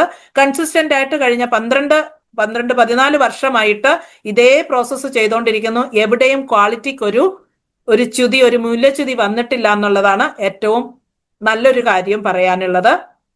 നമ്മുടെ പ്രോട്ടീൻ പറയുന്നത് ലീൻ പ്രോട്ടീൻ എന്നാണ്. കോഫി ബീൻ എക്സ്ട്രാക്ട്, അതുപോലെ തന്നെ അതിന്റെ കമ്പനിയുടെ നാച്ചുറക്സ് എന്ന് പറയുന്ന കമ്പനിയുടെ ഭാഗമാണ്. അത് രണ്ടും അവിടെ നിന്ന് USA എന്ന് തന്നെ വരുന്നതാണ് കേട്ടോ. Fibre from Japan. നമ്മുടെ പ്രൊഡക്റ്റിന് എന്തുകൊണ്ടാണ് വില കൂടുന്നതെന്ന് നോക്കുക. വില കേട്ടപ്പോ അയ്യോ ഭയങ്കര വിലയാണ്. അമേരിക്കയിൽ നിന്ന് കൊണ്ടുവന്ന എന്തൊക്കെ സാധനങ്ങൾ ഉണ്ടായിരുന്നു? പ്രോട്ടീനും ഉണ്ട്, അതുപോലെ കോഫി ബീൻ എക്സ്ട്രാക്ട് ഉണ്ട്, ജപ്പാനിൽ നിന്ന് വന്ന ഫൈബർ ഉണ്ട്, ജർമ്മനിയിൽ നിന്ന് വന്ന CLA ഉണ്ട്. ഇമ്പോർട്ടഡ് ആയിട്ടുള്ള ഐറ്റംസ് ആണ് നമ്മളുടെ പ്രൊഡക്റ്റിലുള്ളത്. അത് തന്നെയാണ് ക്വാളിറ്റി മെയിൻറ്റെയിൻ ചെയ്യുന്നത് കൊണ്ടാണ് നമുക്ക് വില കൂടുന്നത്. കോഫി ബീൻ എക്സ്ട്രാക്ട്, പച്ച കാപ്പിക്കുരുവിൽ നിന്ന് അതിന്റെ എക്സ്ട്രാക്ട് എടുക്കുന്നതാണ് കോഫി ബീൻ എക്സ്ട്രാക്ട് എന്ന് പറഞ്ഞത്. ഇതിനു മുമ്പ്, ഇനി മുന്നോട്ട് ഇതിന്റെ ഇൻഗ്രീഡിയന്റിനെ പറ്റി പറയുന്നതിന് മുമ്പ് ഒബേസിറ്റിയുടെ ഒരു ചെറിയ കാര്യം ഞാൻ പറയാം. വേൾഡ് ഇന്ത്യയിലെ നമ്മളുടെ പോപ്പുലേഷന്റെ 25% പോപ്പുലേഷനിലും ഒബേസിറ്റി ഉണ്ട്. പുരുഷന്മാരിൽ 34%, സ്ത്രീകളിൽ 27.5% ഒബേസ് ആണ്. ഇന്ത്യയുടെ മൊത്തം കണക്കാണ്. കേരളത്തിലേക്ക് വന്നാൽ പുരുഷന്മാരിൽ 28.5% ആൾക്കാർ, പോപ്പുലേഷന്റെ 28.5% ഒബേസ് ആണെങ്കിൽ സ്ത്രീകൾ 32% മാറി. വേൾഡ് പോപ്പുലേഷനിൽ നോക്കിയാൽ ഏറ്റവും മുമ്പിൽ നിൽക്കുന്ന countries China, India, USA, Brazil, Russia, Mexico, Indonesia and Egypt. ശരിക്കും റിസൾട്ട് എന്താണ്? ഒബേസിറ്റിയുടെ ഒരു ആകമൊത്തം റിസൾട്ട് എന്താണെന്ന് ചോദിച്ചാൽ, ഒന്ന്, അകാല മരണം, പ്രായമെത്താതെ ജീവിച്ചു തീർക്കാതെ ഉള്ള മരണം, അതുപോലെ തന്നെ ഡിസേബിൾഡ് ആയിട്ടുള്ള ഒരു ജീവിതം, മറ്റൊരാളെ ആശ്രയിച്ച് ജീവിക്കേണ്ട ഒരു അവസ്ഥ. ഇതൊക്കെയാണ് ശരിക്കും ആകെ മൊത്തം ഒരു റിസൾട്ട് ഒബേസിറ്റിയുടെ ഉള്ളത്. കാരണം ഒബേസിറ്റി കാരണം ഒരുപാട് ഹെൽത്ത് ഇഷ്യൂസ് ഉണ്ടാവാം. ആ ഹെൽത്ത് ഇഷ്യൂസ് ഒന്നും തന്നെ വളരെ ഈസി ആയിട്ട് റിസോൾവ് ചെയ്യാൻ പറ്റാത്തത് കൊണ്ട് ഡിസബിലിറ്റിയിലേക്ക് കണ്ടിന്യൂ ചെയ്ത ഒരു ജീവിതമായിട്ട് തീരുകയാണ് ചെയ്യുന്നത്. അപ്പൊ എന്താണ് S&F അല്ലെങ്കിൽ സ്ലിം ആൻഡ് ഫിറ്റ് പ്രൊഡക്റ്റ് നമുക്ക് ചെയ്തു തരുന്നത് എന്താണെന്ന് നോക്കാം. It reduce deposited fat. Already ശരീരത്തിൽ അടിഞ്ഞുകൂടിയ കൊഴുപ്പിനെ കുറയ്ക്കുന്നു, പുതിയതായിട്ട് കൊഴുപ്പ് അടിഞ്ഞുകൂടുന്നതിനെ തടയുന്നു, മസിലിനെ സേവ് ചെയ്തു വെക്കുന്നു, മസിലിന് പ്രൊട്ടക്ഷൻ കൊടുക്കുന്നു, നഷ്ടപ്പെടാതെ നോക്കുന്നു. മെറ്റബോളിസം, ഉപാപചയ പ്രവർത്തനത്തിന്, അതായത് ഒരു ആഹാരം ദഹിച്ച ഊർജമാക്കി മാറ്റുന്ന പ്രവർത്തനം സ്ലോ ആയിരുന്നതിനെ കുറച്ചും കൂടെ ഫാസ്റ്റ് ആക്കാനായിട്ട് ഇത് മെറ്റബോളിസം ഇംപ്രൂവ് ചെയ്യാൻ സഹായിക്കുന്നു. അതുപോലെ തന്നെ മസിൽ മാസ് കൂട്ടാൻ സഹായിക്കുന്നു. ഒരു സാറ്റിസ്ഫാക്ഷൻ, ആഹാരം കഴിച്ചാൽ നമുക്കൊരു സാറ്റിസ്ഫാക്ഷൻ വേണം, ഒരു തൃപ്തി വേണം. ശരീരത്തിന് ആ ഒരു തൃപ്തി കൊടുക്കാൻ പാകമുള്ള ഒരു പ്രോട്ടീൻ ഇതിനകത്തുണ്ട്, ഫൈബർ ഉണ്ട്. അതുകൊണ്ടാണ് നമുക്ക് തൃപ്തി കിട്ടുന്നത്. ആ ഫൈബർ ശരീരത്തിൽ ശരിക്കും അത് ദഹിച്ച് ഭക്ഷണത്തിന്റെ മറ്റ് ഘടകങ്ങളെ പോലെ ദഹിച്ച് ശരീരത്തിൽ ആവേശം ചെയ്യുന്നില്ലാത്തത് കൊണ്ട്, അത് ആഗിരണം ചെയ്യുന്നില്ലാത്തത് കൊണ്ട്, ആ ഫൈബർ ഉള്ളിൽ കിടക്കുന്നത് കൊണ്ടാണ് ഒരു സാറ്റിസ്ഫാക്ഷൻ ഉണ്ടാവുന്നത്. ഓക്കെ, ഇനി നമ്മളുടെ ഗ്രീൻ കോഫി എക്സ്ട്രാക്റ്റിനെ പറ്റി പറയാം. സമയം പോയത് കൊണ്ടാണ് ഫാസ്റ്റ് ആയിട്ട് പോകുന്നത്. ഇപ്പോഴും ഓൾറെഡി സമയം പോയിട്ടുണ്ട്. ഇത് ഡീകഫിനേറ്റഡ് ആണ്. നമുക്കറിയാം കോഫിക്കകത്ത് കഫീൻ ഉണ്ട്. ആ കഫീൻ മാറ്റിയിട്ടുള്ളതാണ്. ഡീകഫിനേറ്റഡ് കോഫി ആണുള്ളത്. അതുപോലെ ഇത് നമുക്ക് ചെയ്തു തരുന്നത് ബ്ലഡ് ഷുഗറിനെ കൺട്രോൾ ചെയ്യാനുള്ള കപ്പാസിറ്റിയും കോഫിക്കുണ്ട്. പക്ഷെ എന്ന് പറഞ്ഞിട്ട് ഷുഗറുള്ള ആൾക്കാർ ന്യൂട്രിചാർജ് എസാൻഡഫ് കഴിക്കാൻ പാടില്ല. ഷുഗർ ഉള്ളവർക്ക് ഇത് അനുവദനീയമല്ല. നോർമലി കോഫിയുടെ ഗുണം മാത്രം പറയുകയാണെങ്കിൽ അതിന് ഷുഗറിനെ കൺട്രോൾ ചെയ്യാനുള്ള കപ്പാസിറ്റി ഉണ്ട്. അതുപോലെ ടൊണാലിൻ എന്ന് പറയുന്നത്, അല്ലെങ്കിൽ CLA എന്ന് പറയുന്ന സാധനം, ഇത് നമുക്ക് ചെയ്തു തരുന്നത് വെയിറ്റ് റിഡക്ഷൻ, ഫാറ്റ് മോളിക്യൂൾസിനെ ബ്രേക്ക് ഡൗൺ ചെയ്ത് ചെറിയ മോളിക്യൂൾസ് ആക്കി നമുക്ക് തരുന്നത് ടൊണാലിൻ ആണ്. അതുപോലെ ഗാർസീനിയ കാമ്പോജിയ, നമ്മുടെ കൊടംപുളിയാണ് സാധനം. ഇതിന്റെ ബയോ ആക്റ്റീവ് ഇൻഗ്രീഡിയൻസ് നമുക്ക് പല ഗുണങ്ങൾ തരും. ഒന്ന്, ഫാറ്റിനെ കട്ട് ചെയ്യും. രണ്ട്, വിശപ്പിനെ അമർത്തി പിടിക്കാനുള്ള കഴിവുണ്ട്. നമുക്ക് ആഹാരം എപ്പോഴാ കഴിക്കാം? നമുക്ക് വിശപ്പ് തോന്നുമ്പോൾ. അപ്പൊ ആ വിശപ്പ് തോന്നാതിരിക്കാനുള്ള സാധനം ഇതിലുണ്ട്. ഇതേ ഇൻഗ്രീഡിയന്റ് നമ്മുടെ മറ്റൊരു പ്രൊഡക്റ്റിലുണ്ട്. ഏതിലാണ്? ന്യൂട്രിചാർജ് ഗ്ലൈസം പ്രോഡക്റ്റിലും ഇതേ ഇൻഗ്രീഡിയന്റ് ഉണ്ട്. അപ്പൊ നമുക്ക് ഗ്ലൈസം പ്രോഡക്റ്റ് കഴിക്കുമ്പോഴും നമുക്ക് ആ ഒരു സാറ്റിസ്ഫാക്ഷനും വിശപ്പിന് അല്ലെങ്കിൽ ക്രേവിങ് കുറയ്ക്കാനും ഒക്കെ സഹായിക്കുന്ന ഒരു ബയോ ആക്റ്റീവ് ഇൻഗ്രീഡിയന്റ് നമ്മുടെ ഈ ഒരു പുളിയുടെ അകത്തുനിന്ന് നമുക്ക് കിട്ടും. പിന്നെ നമുക്കുള്ളത് ഹൈ ക്വാളിറ്റി പ്രോട്ടീൻ ആണുള്ളത്. കോഫിയുടെ കാര്യം പറയുന്നുണ്ട്. Decreases the absorption of fat in the intestine, burned out. ശരിക്കും പറഞ്ഞാൽ ആഹാരം ദഹിച്ച് എനർജി ആയിട്ട് കുടലിൽ, ഷുഗറായിട്ട് കുടലിൽ, ചെറുകുടലിലുള്ളത് അവിടുന്ന് തന്നെ ഫാറ്റിനെ അബ്സോർബ് ചെയ്യുന്നതിനെ തടയുന്നു. അതുപോലെ പുതുതായിട്ട് സ്റ്റോർ ചെയ്യാനും അനുവദിക്കുന്നില്ല. ഓൾറെഡി സ്റ്റോർ ചെയ്തതിനെ അതിനെ ഇല്ലാണ്ടാക്കുകയും ചെയ്യുന്നുണ്ട്. അപ്പൊ നമ്മൾ പറയാ കോഫി വൈകുന്നേരം ഉറങ്ങുന്നതിന് മുമ്പ് കഴിക്കല്ലെന്ന് പറയാം. എന്തിനാണ്? ഉറക്കം കെടുത്തുന്നതാണ് കോഫി എന്ന് പറയുന്നത്. ആ കോഫി എന്തുകൊണ്ടാണ് ഉറക്കം കെടുത്തുന്നത്? അതിനകത്ത് നമുക്ക് കഫീൻ ഉള്ളത് കൊണ്ട് അതൊരു ഉത്തേജകമാണ്, ഉണർവ് നൽകുന്ന സാധനമാണ്. ആ ഉണർവ് നൽകുന്ന കമ്പോണന്റിനെ മാറ്റിയിട്ടാണ് നമ്മുടെ എസാൻഡഫില് കോഫി ബീൻ എക്സ്ട്രാക്ട് എന്ന് പറഞ്ഞ അത് പച്ച കാപ്പിക്കുരുവിനകത്തുനിന്ന് ചേർത്തിരിക്കുന്നത്. അതുകൊണ്ട് തന്നെ എസാൻഡഫ് എന്ന് പറയുന്നത് ശരിക്കും രാത്രി ഭക്ഷണത്തിന്റെ റീപ്ലേസ്മെന്റ് ആണ്. രാത്രി ഭക്ഷണത്തിന്റെ റീപ്ലേസ്മെന്റ്, അതായത് ഡിന്നർ കഴിക്കരുത്, ഡിന്നർ ആണിത്. അതുകൊണ്ടാണ് ഇത് ഉറക്കത്തിന് തടസ്സം വരുത്തില്ല എന്ന് എടുത്തു പറഞ്ഞിരിക്കുന്നത്. ഇതിന്റെ ബയോ ആക്റ്റീവ് ഇൻഗ്രീഡിയന്റ് പറയുന്നത് കോളിനർജിക് ആസിഡ് എന്നാണ്. ഇത് നമുക്ക് ഒരുപാട് ഫാറ്റിന്റെ റിഡക്ഷന് തന്നെയാണ്, BMI കുറയ്ക്കാൻ, അതായത് ബോഡി മാസ് ഇൻഡെക്സിനെ കുറയ്ക്കാൻ സഹായിക്കുന്ന ഒരു ഘടകമാണെന്ന് മാത്രം മനസ്സിലാക്കുക. കൂടുതൽ സയൻസിലേക്കൊന്നും പോവണ്ട. അതുപോലെ തന്നെ കോൺജുഗേറ്റഡ് ലിനോലെനിക് ആസിഡ് എന്ന് പറയുന്നതാണ് ടൊണാലിൻ എന്ന് പറയുന്നത്. ഇത് എന്താണ് ചെയ്യുന്നത്? നമ്പർ ഓഫ് ഫാറ്റ് മോളിക്യൂൾസ്, അതിന്റെ സൈസ് കുറയ്ക്കാനും ഫാറ്റ് മോളിക്യൂൾസിന്റെ സൈസും എണ്ണവും കുറയ്ക്കാന്ന് പറഞ്ഞാൽ അതിനെ ചെറുതാക്കി ബോഡിയിൽ തരും. രാത്രിയിൽ നമ്മൾ ഡിന്നറിന് പകരം കഴിക്കുന്ന എസാൻഡഫിന്റെ ഒരു സാഷെ, ഒരു സ്മൂത്തി, പിറ്റേ ദിവസം രാവിലെ എഴുന്നേറ്റ് എക്സസൈസ് ചെയ്ത് ഈ സ്മൂത്തി നമ്മൾക്ക് ചെയ്തു തന്നാലേ ഈ കഴിച്ച എസാൻഡഫ് നമ്മുടെ ശരീരത്തിൽ ചെയ്തു വെച്ചിരിക്കുന്ന പ്രവൃത്തി എന്ന് പറയുന്നത് നമ്മുടെ ഡെപ്പോസിറ്റ് ചെയ്തിരിക്കുന്ന ഫാറ്റിനെ ചെറിയ മോളിക്യൂൾസ് ആക്കി നമുക്ക് അവൈലബിൾ ആക്കിയിട്ടുണ്ട്. പിറ്റേ ദിവസം രാവിലെ എഴുന്നേറ്റ് നല്ല രീതിയിൽ എക്സസൈസ് ചെയ്ത് ആ ഫാറ്റിനെ കത്തിച്ച് കളയണം. ആ കത്തിച്ച് കളഞ്ഞില്ലെങ്കിൽ എസാൻഡഫ് വേറൊരു ആഹാര സാധനം എന്ന് മാത്രമേ പറയാൻ പറ്റുള്ളൂ. കാരണം എസാൻഡഫ് കഴിച്ചിട്ട് വണ്ണം കുറഞ്ഞില്ലെങ്കിൽ ഒറ്റ അർത്ഥമേ ഉള്ളൂ, എസാൻഡഫ് കഴിച്ചിട്ട് എക്സസൈസ് ചെയ്തിട്ടില്ല. അതുപോലെ തന്നെ പുതുതായിട്ട് കഴിക്കുന്ന ആഹാരത്തിലുള്ള ഫാറ്റിനെ അടിഞ്ഞുകൂടുന്നതിൽ നിന്ന് തടയുകയും ചെയ്യുന്നു. അപ്പൊ കോഫി അത് തന്നെ ചെയ്യുന്നു, ടൊണാലിൻ അത് തന്നെ ചെയ്യുന്നു, ഗാർസിനിയ കാമ്പോജിയ അത് തന്നെ ചെയ്യുന്നു. ഒരേ പ്രവൃത്തി ചെയ്യുന്ന 3 ഇൻഗ്രീഡിയന്റ് ആണ് ഇതിനകത്തുള്ളത്. അതുകൊണ്ട് തന്നെ ഫാറ്റ് മാറി മാറി മസിൽ തെളിയും, ലീൻ മസിൽ ഉണ്ടാവും, വിശപ്പ് കുറയും, അതുകൊണ്ട് ആഹാരത്തിന്റെ അളവ് കുറയും. ഇതൊന്നും വേണ്ട സയൻസാ. Increases energy expenditure prevents accumulation of fat. അതായത് കൂടുതൽ നമ്മള് ശരീരത്തിൽ കൂടുതൽ ഫാറ്റ് കൂടുതൽ ബേൺ ചെയ്ത് പോകാനുള്ള സിറ്റുവേഷൻസ് ഉണ്ടാക്കാനുള്ള കഴിവ് നമ്മുടെ ഗാർസീനിയ കാമ്പോജിയയുടെ ബയോ ആക്റ്റീവ് ഇൻഗ്രീഡിയൻസിനുണ്ട്. അതുകൊണ്ട് എനർജി എക്സ്പെൻഡിച്ചർ ശരീരത്തിൽ ഇത് കൂടും. അത് ഓട്ടോമാറ്റിക്കലി ശരീരത്തിനുള്ളിൽ ഉണ്ടാവും. എന്നാ കൊടംപുളി പണിയെടുക്കട്ടെ എന്ന് വെച്ചിട്ട് നമ്മുടെ കൈയും കാലും പണിയെടുക്കാതിരിക്കരുതേ, അതങ്ങ് പറഞ്ഞു എന്നേ ഉള്ളൂ കേട്ടോ. അതിനെ ഒരു മറകൊടയായിട്ട് എടുക്കരുത്. Reduces fat synthesis in the body. പുതുതായിട്ട് ഫാറ്റ് കഴിക്കുന്നത് കാർബോഹൈഡ്രേറ്റ് ആണ്. അത് കഴിച്ചിട്ട് എങ്ങനെയാണ് ഫാറ്റായിട്ട് മാറുന്നത്? അതൊരു പ്രവർത്തനം അവിടെ നടക്കുന്നുണ്ട്. അപ്പൊ ആ പ്രവർത്തനം സ്ലോ ആക്കി വെക്കും. അപ്പൊ ഫാറ്റ് ഉണ്ടാവില്ലല്ലോ, അക്യുമുലേഷനും ഉണ്ടാവില്ലല്ലോ. Studies suggest positive result concerning the effectiveness of garcinia cambogia in weight loss. ഒരുപാട് സ്റ്റഡീസിന്റെ റിപ്പോർട്ട് ഉണ്ട് സപ്പോർട്ട് ചെയ്യാൻ.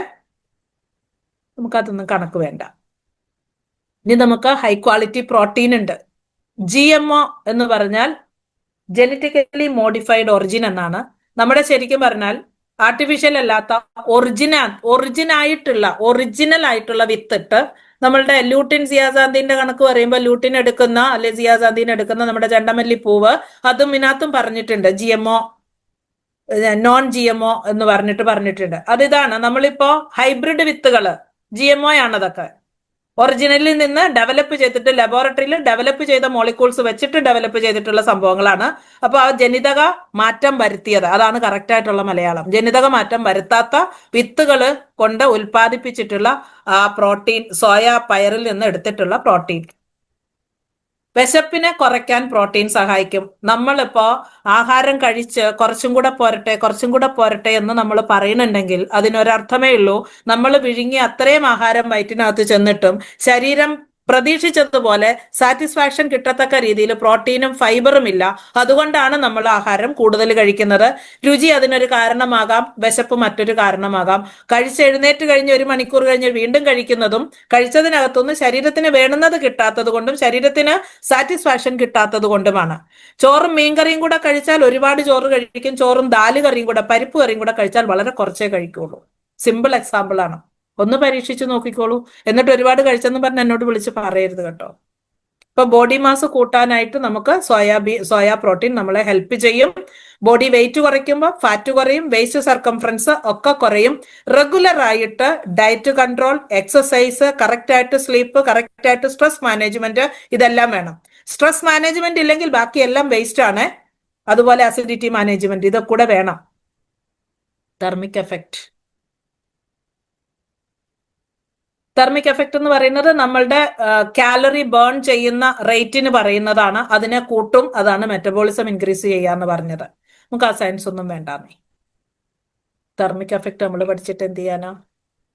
ആ തെർമിക് എഫക്ട് അല്ലെങ്കിൽ ഒരു ആഹാരം ദഹിച്ച് അതിനെ ഊർജമാക്കി മാറ്റുന്നതിന്റെ റേറ്റ് കൂടുകയോ കുറയുകയോ ചെയ്യുന്നത് എന്ത് കഴിക്കുന്നു എന്നതിനെ ഡിപ്പെൻഡ് ചെയ്യും. അപ്പൊ ഒരു പ്ലേറ്റിലെ കോമ്പിനേഷൻ എങ്ങനെ പോകണം എന്നുള്ളതാണ് ഇതിനകത്ത് കാണിക്കുന്നത്. ഫാറ്റ് എത്രയാകണം, കാർബോഹൈഡ്രേറ്റ് എത്രയാവണം, പ്രോട്ടീൻ കണ്ടന്റ് എത്രയുണ്ടാവണം, ഈ കോമ്പിനേഷൻ ആണ് ഡിസൈഡ് ചെയ്യുന്നത് നമ്മുടെ മെറ്റബോളിക് റേറ്റ് അഥവാ തെർമിക് എഫക്ട് എന്ന് പറയുന്നത്. ഓക്കെ. പ്രോട്ടീൻ നമ്മൾ കഴിക്കാനെടുക്കുന്ന ഭക്ഷണത്തിൽ ഒരു പ്ലേറ്റ് ഭക്ഷണം എടുത്തിട്ടുണ്ടെങ്കിൽ ഒരു 20 to 30% പ്രോട്ടീൻ ആവണം. Carbohydrate 5 to 15%, fat 5%. പക്ഷെ നമ്മുടെ ഡോക്ടർ ഹരി പറയുന്നത് പോലെ നമ്മൾ മാറ്റി പറയണം. ചോറും കറികളും എന്ന് പറഞ്ഞ് ശീലിച്ച നമ്മൾ കറികളും ചോറും സൈഡ് ഡിഷ് ആയിട്ട് ചോറും കഴിക്കുന്ന രീതി, അതുപോലെ നോർത്ത് ഇന്ത്യയിൽ ചെയ്യുന്ന ഒരു വലിയ മിസ്റ്റേക്ക്, അത് നമ്മൾ ചെയ്യാൻ പാടില്ല. ഒരേ പ്ലേറ്റിൽ ചോറും ചപ്പാത്തി, അത് പാടില്ല. രണ്ടിലേതെങ്കിലും ഒന്ന് മാത്രം സെലക്ട് ചെയ്യുക. ഓക്കെ. ബേസൽ മെറ്റബോളിക് റേറ്റിനെ കാൽക്കുലേറ്റ് ചെയ്യുന്ന കാര്യങ്ങളാണ് കാണിച്ചു തന്നിരിക്കുന്നത്. പ്രോട്ടീൻ, കാർബോഹൈഡ്രേറ്റ്, ഫാറ്റ് ഓരോ മണിക്കൂർ കഴിയുമ്പോഴും നമ്മുടെ ശരീരത്തിൽ വരുന്ന ആ ഒരു വ്യത്യാസം, മെറ്റബോളിക് റേറ്റിന്റെ വ്യത്യാസമാണ് ഇവിടെ കാണിച്ചിരിക്കുന്നത്. അതൊന്നും നമ്മളെ അധികമായിട്ട് ബാധിക്കില്ല. നമുക്ക് എന്താണ് ബാധകമായിട്ട് വരുന്നത്? നമ്മുടെ ശരീരത്തിലെ ഫാറ്റ് പോകുന്നുണ്ടോ ഇല്ലയോ, മസിൽ ഇൻക്രീസ് ചെയ്യുന്നുണ്ടോ, നമുക്ക് എനർജി കിട്ടുന്നുണ്ടോ, അതാണ് നമുക്ക് വേണ്ടുന്നത്. അതിന്റെ പിന്നിലെ സയൻസ് ആണ്. Eating protein rich food gives you satisfaction. അപ്പൊ നമ്മള് ഒരു വലിയ പ്ലേറ്റ് ചോറ് ഉണ്ണുന്നതിനേക്കാൾ എഫക്റ്റീവ് ആയിരിക്കും ഒരു 5-6 കാഷ്യൂനട്ട് ചവച്ചരച്ച് കഴിച്ച് വായിലിട്ട് 32 പ്രാവശ്യം ചവച്ച് അരച്ച് ഇറക്കിയതിന് ശേഷം 15 മിനിറ്റിന് ശേഷം ഒരു ഗ്ലാസ് വെള്ളം കുടിക്കുക. നിങ്ങൾ ഒരു വലിയ സദ്യ കഴിച്ചതിനേക്കാൾ കൂടുതൽ സാറ്റിസ്ഫാക്ഷൻ നിങ്ങളുടെ ശരീരത്തിൽ ഉണ്ടാവും. ആ കാഷ്യൂനട്ടിനകത്തൂടെ നിങ്ങൾക്ക് കിട്ടിയിരിക്കുന്നത് പ്രോട്ടീൻ കിട്ടി, കാർബോഹൈഡ്രേറ്റ് കിട്ടി, ഫാറ്റ് കിട്ടി, വൈറ്റമിൻസ് കിട്ടി, മിനറൽസും കിട്ടിയിട്ടുണ്ടാവും. ബോഡി സാറ്റിസ്ഫൈഡ് ആണ്. വീണ്ടും തിന്നാൻ പറയാറില്ല. വീണ്ടും തിന്ന വായിൽ നാവ് പൊട്ടും, തൊലി പൊട്ടും. ഇതൊക്കെ സയൻസ് തന്നെ. പ്രോട്ടീൻ റിച്ച് ഫുഡ്, പ്രോട്ടീൻ ഞാൻ പണ്ടൊക്കെ പറയുമായിരുന്നു, താനിരിക്കാനുള്ളിടത്ത് താനിരുന്നാൽ അവിടെ വേറെ ആരാണ്ടിരിക്കില്ല എന്ന് പറഞ്ഞതുപോലെ ശരീരത്തില് നമ്മൾ കൊടുക്കുന്ന ഭക്ഷണത്തിൽ പ്രോട്ടീൻ ഇല്ലാത്തത് കൊണ്ടും ആ കൊടുക്കുന്നത് മുഴുവൻ കാർബോഹൈഡ്രേറ്റ് ആയതുകൊണ്ടും ആ കാർബോഹൈഡ്രേറ്റിനെ ദഹിപ്പിച്ച് ഫാറ്റായിട്ട് സ്റ്റോർ ചെയ്യുകയാണ് ചെയ്യുന്നത്. നമ്മൾ എക്സസൈസ് ചെയ്യുന്നില്ല, അതുകൊണ്ടും കൂടി ശരീരത്തിൽ ഫാറ്റായിട്ട് അതിനെ ഡെപ്പോസിറ്റ് ആക്കുന്നു. അതാണ് നമ്മുടെ വണ്ണം കൂടാൻ, ഒബേസിറ്റി കൂടാൻ റീസൺ. ഡയറ്ററി ഫൈബർ, ആഹാരത്തിൽ നാരുള്ള ആഹാരം കഴിക്കണം എന്ന് പറയും. നാരുള്ള ആഹാരം എന്താ ചെയ്യുന്നത്? ആ ഡയറ്ററി ഫൈബർ എന്ന് പറയുന്നത് വിശപ്പിനെ കുറയ്ക്കുകയും സാറ്റിസ്ഫാക്ഷൻ ഉണ്ടാക്കുകയും ചെയ്യും. നമുക്കൊരു ആന്തൽ ഉണ്ടാവില്ല, ഒരു കാളൽ ഉണ്ടാവില്ല. അതുപോലെ തന്നെ ആഹാരത്തിനോടൊരു ക്രേവ് തോന്നുന്ന ആ ഒരു രീതിയെ കുറച്ച് കൊണ്ടുവരാൻ ഡയറ്ററി ഫൈബർ സഹായിക്കും. നോർമലായിട്ട് നമ്മൾ ഇറച്ചിയോ മീനോ കൂട്ടിയാൽ അതിനകത്ത് ഫൈബർ ഇല്ലാത്തത് കൊണ്ട് അതിനകത്തെ പ്രോട്ടീൻ നമുക്ക് എത്ര കണ്ട് കിട്ടുന്നുണ്ട്, എത്ര കണ്ട് ഗുണം ചെയ്യുന്നുണ്ടെന്നുള്ളത് ക്വസ്റ്റ്യൻ മാർക്കാണ്. Okay. Clinically proven study in which trials was conducted on 100 ആൾക്കാര്. ഇവര് ന്യൂട്രിചാർജ് എസാൻഡഫിന്റെ ഒരു സ്റ്റഡി 100 ആൾക്കാരിൽ 90 ദിവസം ചെയ്ത സ്റ്റഡിയാണ് ഈ ഒരു പ്രൊഡക്റ്റിനെ ക്ലിനിക്കലി പ്രൂവൺ എന്ന് സർട്ടിഫൈ ചെയ്തിരിക്കുന്നത്. ഓക്കെ, 90 പേരിലും ആ 100 ആൾക്കാരിലും അവർക്ക് നല്ല റിസൾട്ട് കൊണ്ടുവരാൻ സഹായിച്ചു. അതിന്റെ ഓവറോൾ റിസൾട്ട് ആയിട്ട് നമ്മുടെ വേസ്റ്റിന്റെ വണ്ണം 1.92 ഇഞ്ച് വരെ കുറയുന്നതാണ്, ഒരു മാസത്തില് കുറയുന്നതാണ് അവര് റിപ്പോർട്ട് ചെയ്തിട്ടുള്ളത്. ഈ ഒരു പാക്കറ്റിൽ 15 ദിവസത്തേക്കേ ഉള്ളൂ. ഞാൻ പറഞ്ഞല്ലോ, നമ്മൾ MRPയിലാണ് ആൾക്കാർക്ക് കൊടുക്കുന്നതെങ്കിൽ 2802 രൂപയ്ക്ക് കൊടുക്കുന്നത് 15 ദിവസത്തേക്കുള്ള സാഷയാണ്. ഈ ഒരു സാഷയിൽ ഒരു 40 ഗ്രാം പൗഡർ ഉണ്ട്. ആ 40 ഗ്രാം പൗഡറിൽ 2 ടൈപ്പ് പ്രോട്ടീൻ ഉണ്ട്, കോഫി ബീൻ എക്സ്ട്രാക്ട് ഉണ്ട്, പിന്നെന്താ ഉണ്ടായിരുന്നത്, കാഴ്സിനിയ കാമ്പോജിയ ഉണ്ട്, ടൊണാലിൻ ഉണ്ട്. ഇതൊക്കെ അതുപോലെ തന്നെ 2 ടൈപ്പ് ഫൈബറും ഉണ്ട്.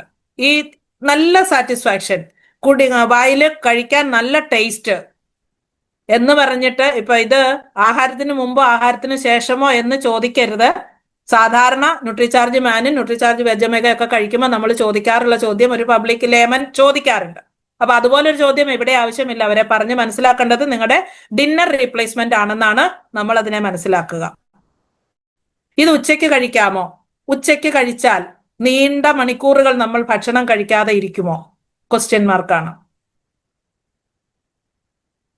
ലഞ്ച് കഴിക്കാം, ബ്രേക്ക്ഫാസ്റ്റ് കഴിക്കാം, ഡിന്നർ കഴിക്കാൻ പാടില്ല.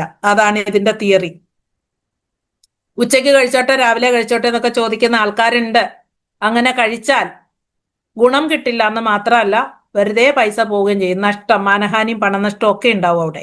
നമ്മൾ കഴിച്ചെന്ന് പേരുമാകും, നമുക്കൊരു ഗുണവും കിട്ടില്ല. നമ്മൾ കഴിക്കുന്നെന്ന് ഒരുപാട് പേര് അറിഞ്ഞിട്ടുണ്ടാവും. അവർ നമ്മളെ നോക്കും, നീ കഴിച്ചിട്ട് പ്രയോജനമൊന്നുമില്ല, അതുകൊണ്ട് ഞങ്ങൾക്ക് വേണ്ട എന്ന് തീരുമാനിക്കും.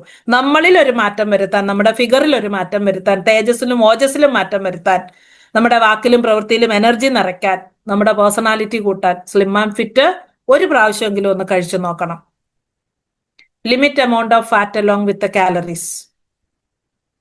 നമ്മൾ ചെയ്യേണ്ടത്, ഇതൊക്കെ നമുക്ക് കഴിക്കാം, പക്ഷെ അതിന്റെ എമൗണ്ട് വളരെ കുറവായിരിക്കണം. എന്നാൽ മാത്രമേ നമുക്ക് ഇതിന്റെ ഗുണം ചെയ്യുള്ളൂ. ഈ സ്ലൈഡ് എല്ലാം തന്നെ നമ്മൾ എക്സ്പ്ലെയിൻ ചെയ്തതാണ്. ഇതാണ് അരുതെന്ന് ഞാൻ പറഞ്ഞത്. ഇത് നമ്മുടെ നോർത്ത് ഇന്ത്യൻ പ്ലേറ്റ് ആണ്. ഇതിനകത്ത് ഗുലാബ് ജാമുൻ ഉണ്ട്, എക്സ്ട്രാ കാലറി ഉണ്ട്, ചോറുണ്ട്, ബാസ്മതി റൈസ് ആണ്, നമ്മുടെ ആട്ടയായിരിക്കും എന്ന് പറഞ്ഞിട്ടൊന്നും കാര്യമൊന്നുമില്ല. ഇത് രണ്ടും ഒരു പാത്രത്തിൽ ഇത് പറ്റില്ല. ഇതുപോലൊരു ഹെവി ഡിന്നറിനെ റീപ്ലേസ് ചെയ്യാൻ നമ്മുടെ 40 ഗ്രാം പൗഡർ വളരെ വളരെ വളരെ എഫിഷ്യന്റ് ആണ്. 18 വയസ്സ് തികഞ്ഞ ആർക്കും ഇത് കൺസ്യൂം ചെയ്യാം. കൊച്ചു പിള്ളേർക്ക് ഇത് കൊടുക്കാൻ പറ്റില്ല. അതുകൊണ്ട് തന്നെ വേറെ എങ്ങനെയാണ് ഇത് ഉപയോഗിക്കുന്നത്?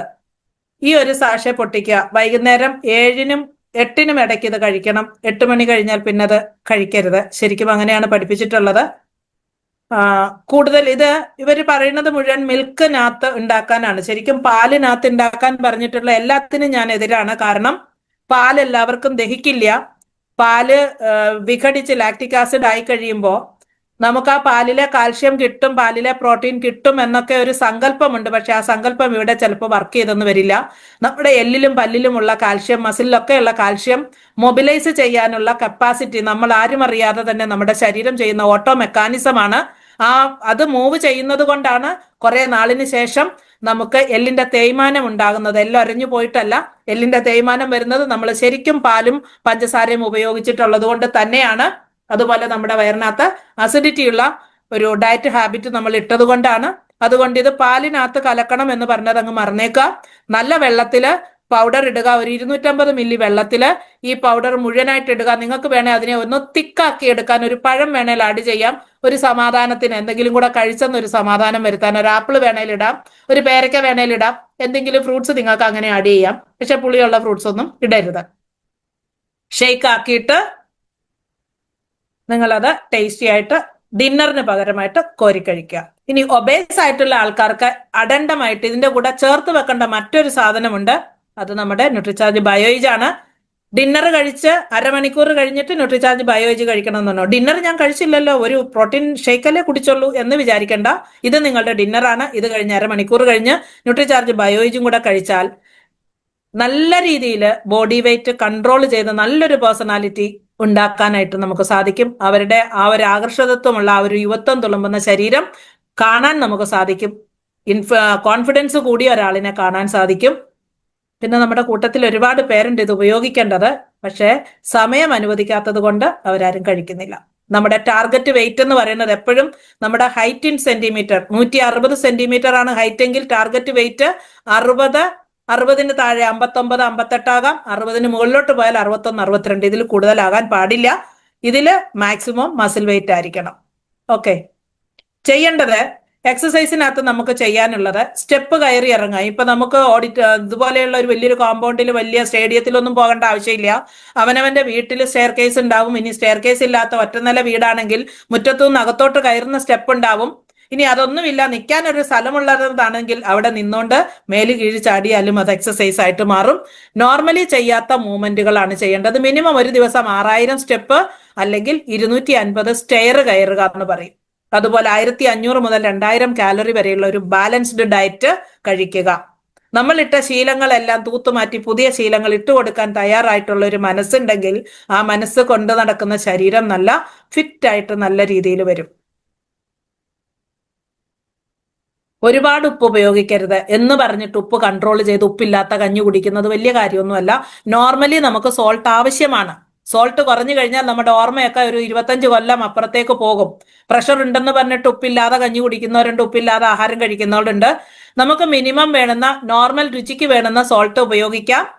പക്ഷേ ആഡഡ് സോൾട്ട് ഉപയോഗിക്കരുത്. ആഡഡ് സോൾട്ട് പപ്പടമാകാം, ഉണക്കമീനാകാം, അച്ചാറാവാം, ഇങ്ങനെയുള്ള സാധനങ്ങൾ ഉപയോഗിക്കരുത്. അതുപോലെ തന്നെ നമ്മളുടെ സോൾട്ടി ബിസ്ക്കറ്റ്, സോൾട്ടി മിക്സ്ചറുകൾ, കടികൾ, സ്നാക്സ് ഇതൊക്കെയാണ് ഒഴിവാക്കേണ്ടത്. വൈറ്റ് റൈസ് എന്ന് പറയുന്നത് ശരിക്കും സൂക്ഷിക്കണം. നമുക്ക് പ്ലാസ്റ്റിക് അരി വരെ വരുന്നുണ്ട്. വൈറ്റ് റൈസിൽ നമുക്ക് എന്താ പറയാ, ചിലപ്പോ വൈറ്റ് റൈസിനെ ആയിരിക്കും റെഡാക്കി തരുന്നത്. അതൊക്കെ തലവര പോലെ ഇരിക്കും കിട്ടുന്നത്. പിന്നെ നല്ല ഒരേപോലെ ഒരേ സൈസിൽ കട്ട് ചെയ്ത് വെച്ചിരിക്കുന്ന പ്ലാസ്റ്റിക് ഷുഗറും കിട്ടാനുണ്ട്. അതും സൂക്ഷിക്കുക. ഈ ഷുഗർ പ്ലാസ്റ്റിക് അല്ല, ഇത് നല്ല ഒറിജിനൽ ഷുഗറാണ്. പക്ഷേ നമ്മുടെ കരിമ്പിൽ നിന്ന് എടുക്കുന്ന കരിമ്പിൽ ജ്യൂസിനെ ഈ വൈറ്റ് ഷുഗറാക്കി മാറ്റുന്ന പ്രോസസ്സിനിടയ്ക്ക് ഒരുപാട് മാലിന്യങ്ങൾ അതിനകത്ത് കയറി കൂടിയിട്ടുണ്ട്. കാണുന്ന വെളുപ്പേ ഉള്ളൂ, അത്രയും ശരിക്കും പറഞ്ഞാൽ മന്നവേന്ദ്ര വിളങ്ങുന്നു ചന്ദ്രനെ പോലെ നിൻമുഖം എന്ന് പറഞ്ഞതുപോലെ ഒരു വെളുപ്പ ഇത്. ചന്ദ്രന്റെ ഉൾഭാഗം എല്ലാം കുഴികളും ഗർത്തങ്ങളും ഉള്ളത്. അതുപോലെ തന്നെ ഇതിനെ ഒന്ന് ചൂടാക്കിയാൽ അതിന്റെ തനി സ്വരൂപം വെളിയിൽ വരും. അതെല്ലാവർക്കും അറിയാം. പിന്നെ നമ്മുടെ മൈദ ഉപയോഗിക്കുന്നത്, മൈദയ്ക്ക് യാതൊരു ന്യൂട്രീഷ്യസ് വാല്യൂവും ഇല്ല. അതൊരു പശയാണ്. ഉള്ളിൽ അധികം ചെന്നാൽ അതിന് ശരീരത്തിന് ദോഷം ചെയ്യാൻ പാകത്തിന് ഇതിനെ ഇങ്ങനെ വെളുപ്പിച്ചിട്ട്, ആക്ച്വലി മൈദയുടെ കളറ് ഒരു ക്രീമി കളറാണ്. അതിനെ വൈറ്റ് ആക്കി എടുക്കാൻ ചേർക്കുന്ന എന്തായിരുന്നു എന്തോ രക്സാൻ ഒരു പേരുണ്ട്, കിട്ടുന്നില്ല പെട്ടെന്ന്. ആ ഒരു കെമിക്കൽ അതിനകത്തുണ്ട്. ആ കെമിക്കൽ കണ്ടിന്യൂസ് ചെന്ന് കഴിഞ്ഞാൽ നമുക്ക് ഡയബറ്റീസ് ഉണ്ടാവാനുള്ള എല്ലാ സാധ്യതയും ഉണ്ട്. അതുകൂടാതെ തന്നെ മറ്റ് മെറ്റബോളിക് ഡിസോർഡേഴ്സ് ഉണ്ടാക്കാനുള്ള കപ്പാസിറ്റി അതിനകത്തുണ്ട്. അതുപോലെ ഓയില്, വിസിബിൾ ആയിട്ടുള്ള ഫാറ്റ് 5 ഗ്രാം എന്നാ പറഞ്ഞിരിക്കുന്നത്. കഴിവതും തോരനൊക്കെ ഉണ്ടാക്കുമ്പോഴത്തേന് നമ്മൾ എണ്ണ ഇല്ലാതെ തോരൻ ഉണ്ടാക്കുന്നത് പെണ്ണുങ്ങളെല്ലാം പഠിച്ചെടുത്തോണം. ഓക്കെ. കുട്ടികളില് ജങ്ക് ഫുഡിന്റെ ഹാബിറ്റ് ഒഴിവാക്കുക എന്നുള്ളത് മാത്രമാണ് അവരുടെ ഒബേസിറ്റി കുറയ്ക്കാൻ കാരണം. അവരുടെ ഏജിന്, അവരുടെ പൊക്കത്തിനല്ല വണ്ണം വെയിറ്റ് കൂട്ടുന്ന, അവരുടെ ഏജിന് ആനുപാതികമായിട്ടുള്ള ഹൈറ്റും വെയിറ്റും വരാൻ കറക്റ്റ് ആയിട്ടുള്ള ഒരു ഹാബിറ്റ് അവർക്ക് ഇട്ടുകൊടുക്കേണ്ടത് വളരെ അത്യാവശ്യമാണ്. ജങ്ക് ഫുഡ് അവരെ കഴിപ്പിക്കുന്നുണ്ടെങ്കിൽ അവരെ ശരിക്കും പറഞ്ഞാൽ ജങ്ക് ഫുഡ് അവർ വേണമെന്ന് നിർബന്ധിച്ചു കഴിഞ്ഞാൽ നോർമലുള്ള ഫുഡ് കഴിച്ചു കഴിഞ്ഞതിന് ശേഷം മാത്രമേ ജങ്ക് ഫുഡ് കൊടുക്കാവൂ. ജങ്ക് ഫുഡ് കൊടുത്തു കഴിഞ്ഞിട്ട് നോർമൽ ഫുഡ് ഓഫർ ചെയ്യരുത്. പ്രഗ്നന്റ് വിമൻ പ്രോട്ടീൻ, വൈറ്റമിൻസ്, മിനറൽസിനായിരിക്കും ഇത് പറഞ്ഞിരിക്കുന്നത്. ലാക്ടേറ്റിംഗ് മദേഴ്സ് ഇത് എടുക്കണ്ടാത്ത ആൾക്കാരുടെ പേരാണ്. ഡയബറ്റിക് ആയിട്ടുള്ള ആൾക്കാർ എടുക്കരുത്, ഗർഭിണികൾ ഇത് കഴിക്കരുത്, അതുപോലെ തന്നെ പാല് കൊടുക്കുന്ന അമ്മമാർ ഇത് കഴിക്കരുത്. ഇത്രയൊക്കെ കാര്യങ്ങൾ മനസ്സിലാക്കിക്കൊണ്ട് ഇന്നത്തെ ഈ സെഷൻ ഇവിടെ അവസാനിപ്പിക്കുന്നു. എല്ലാവർക്കും നന്ദി, നമസ്കാരം. Thank you so much.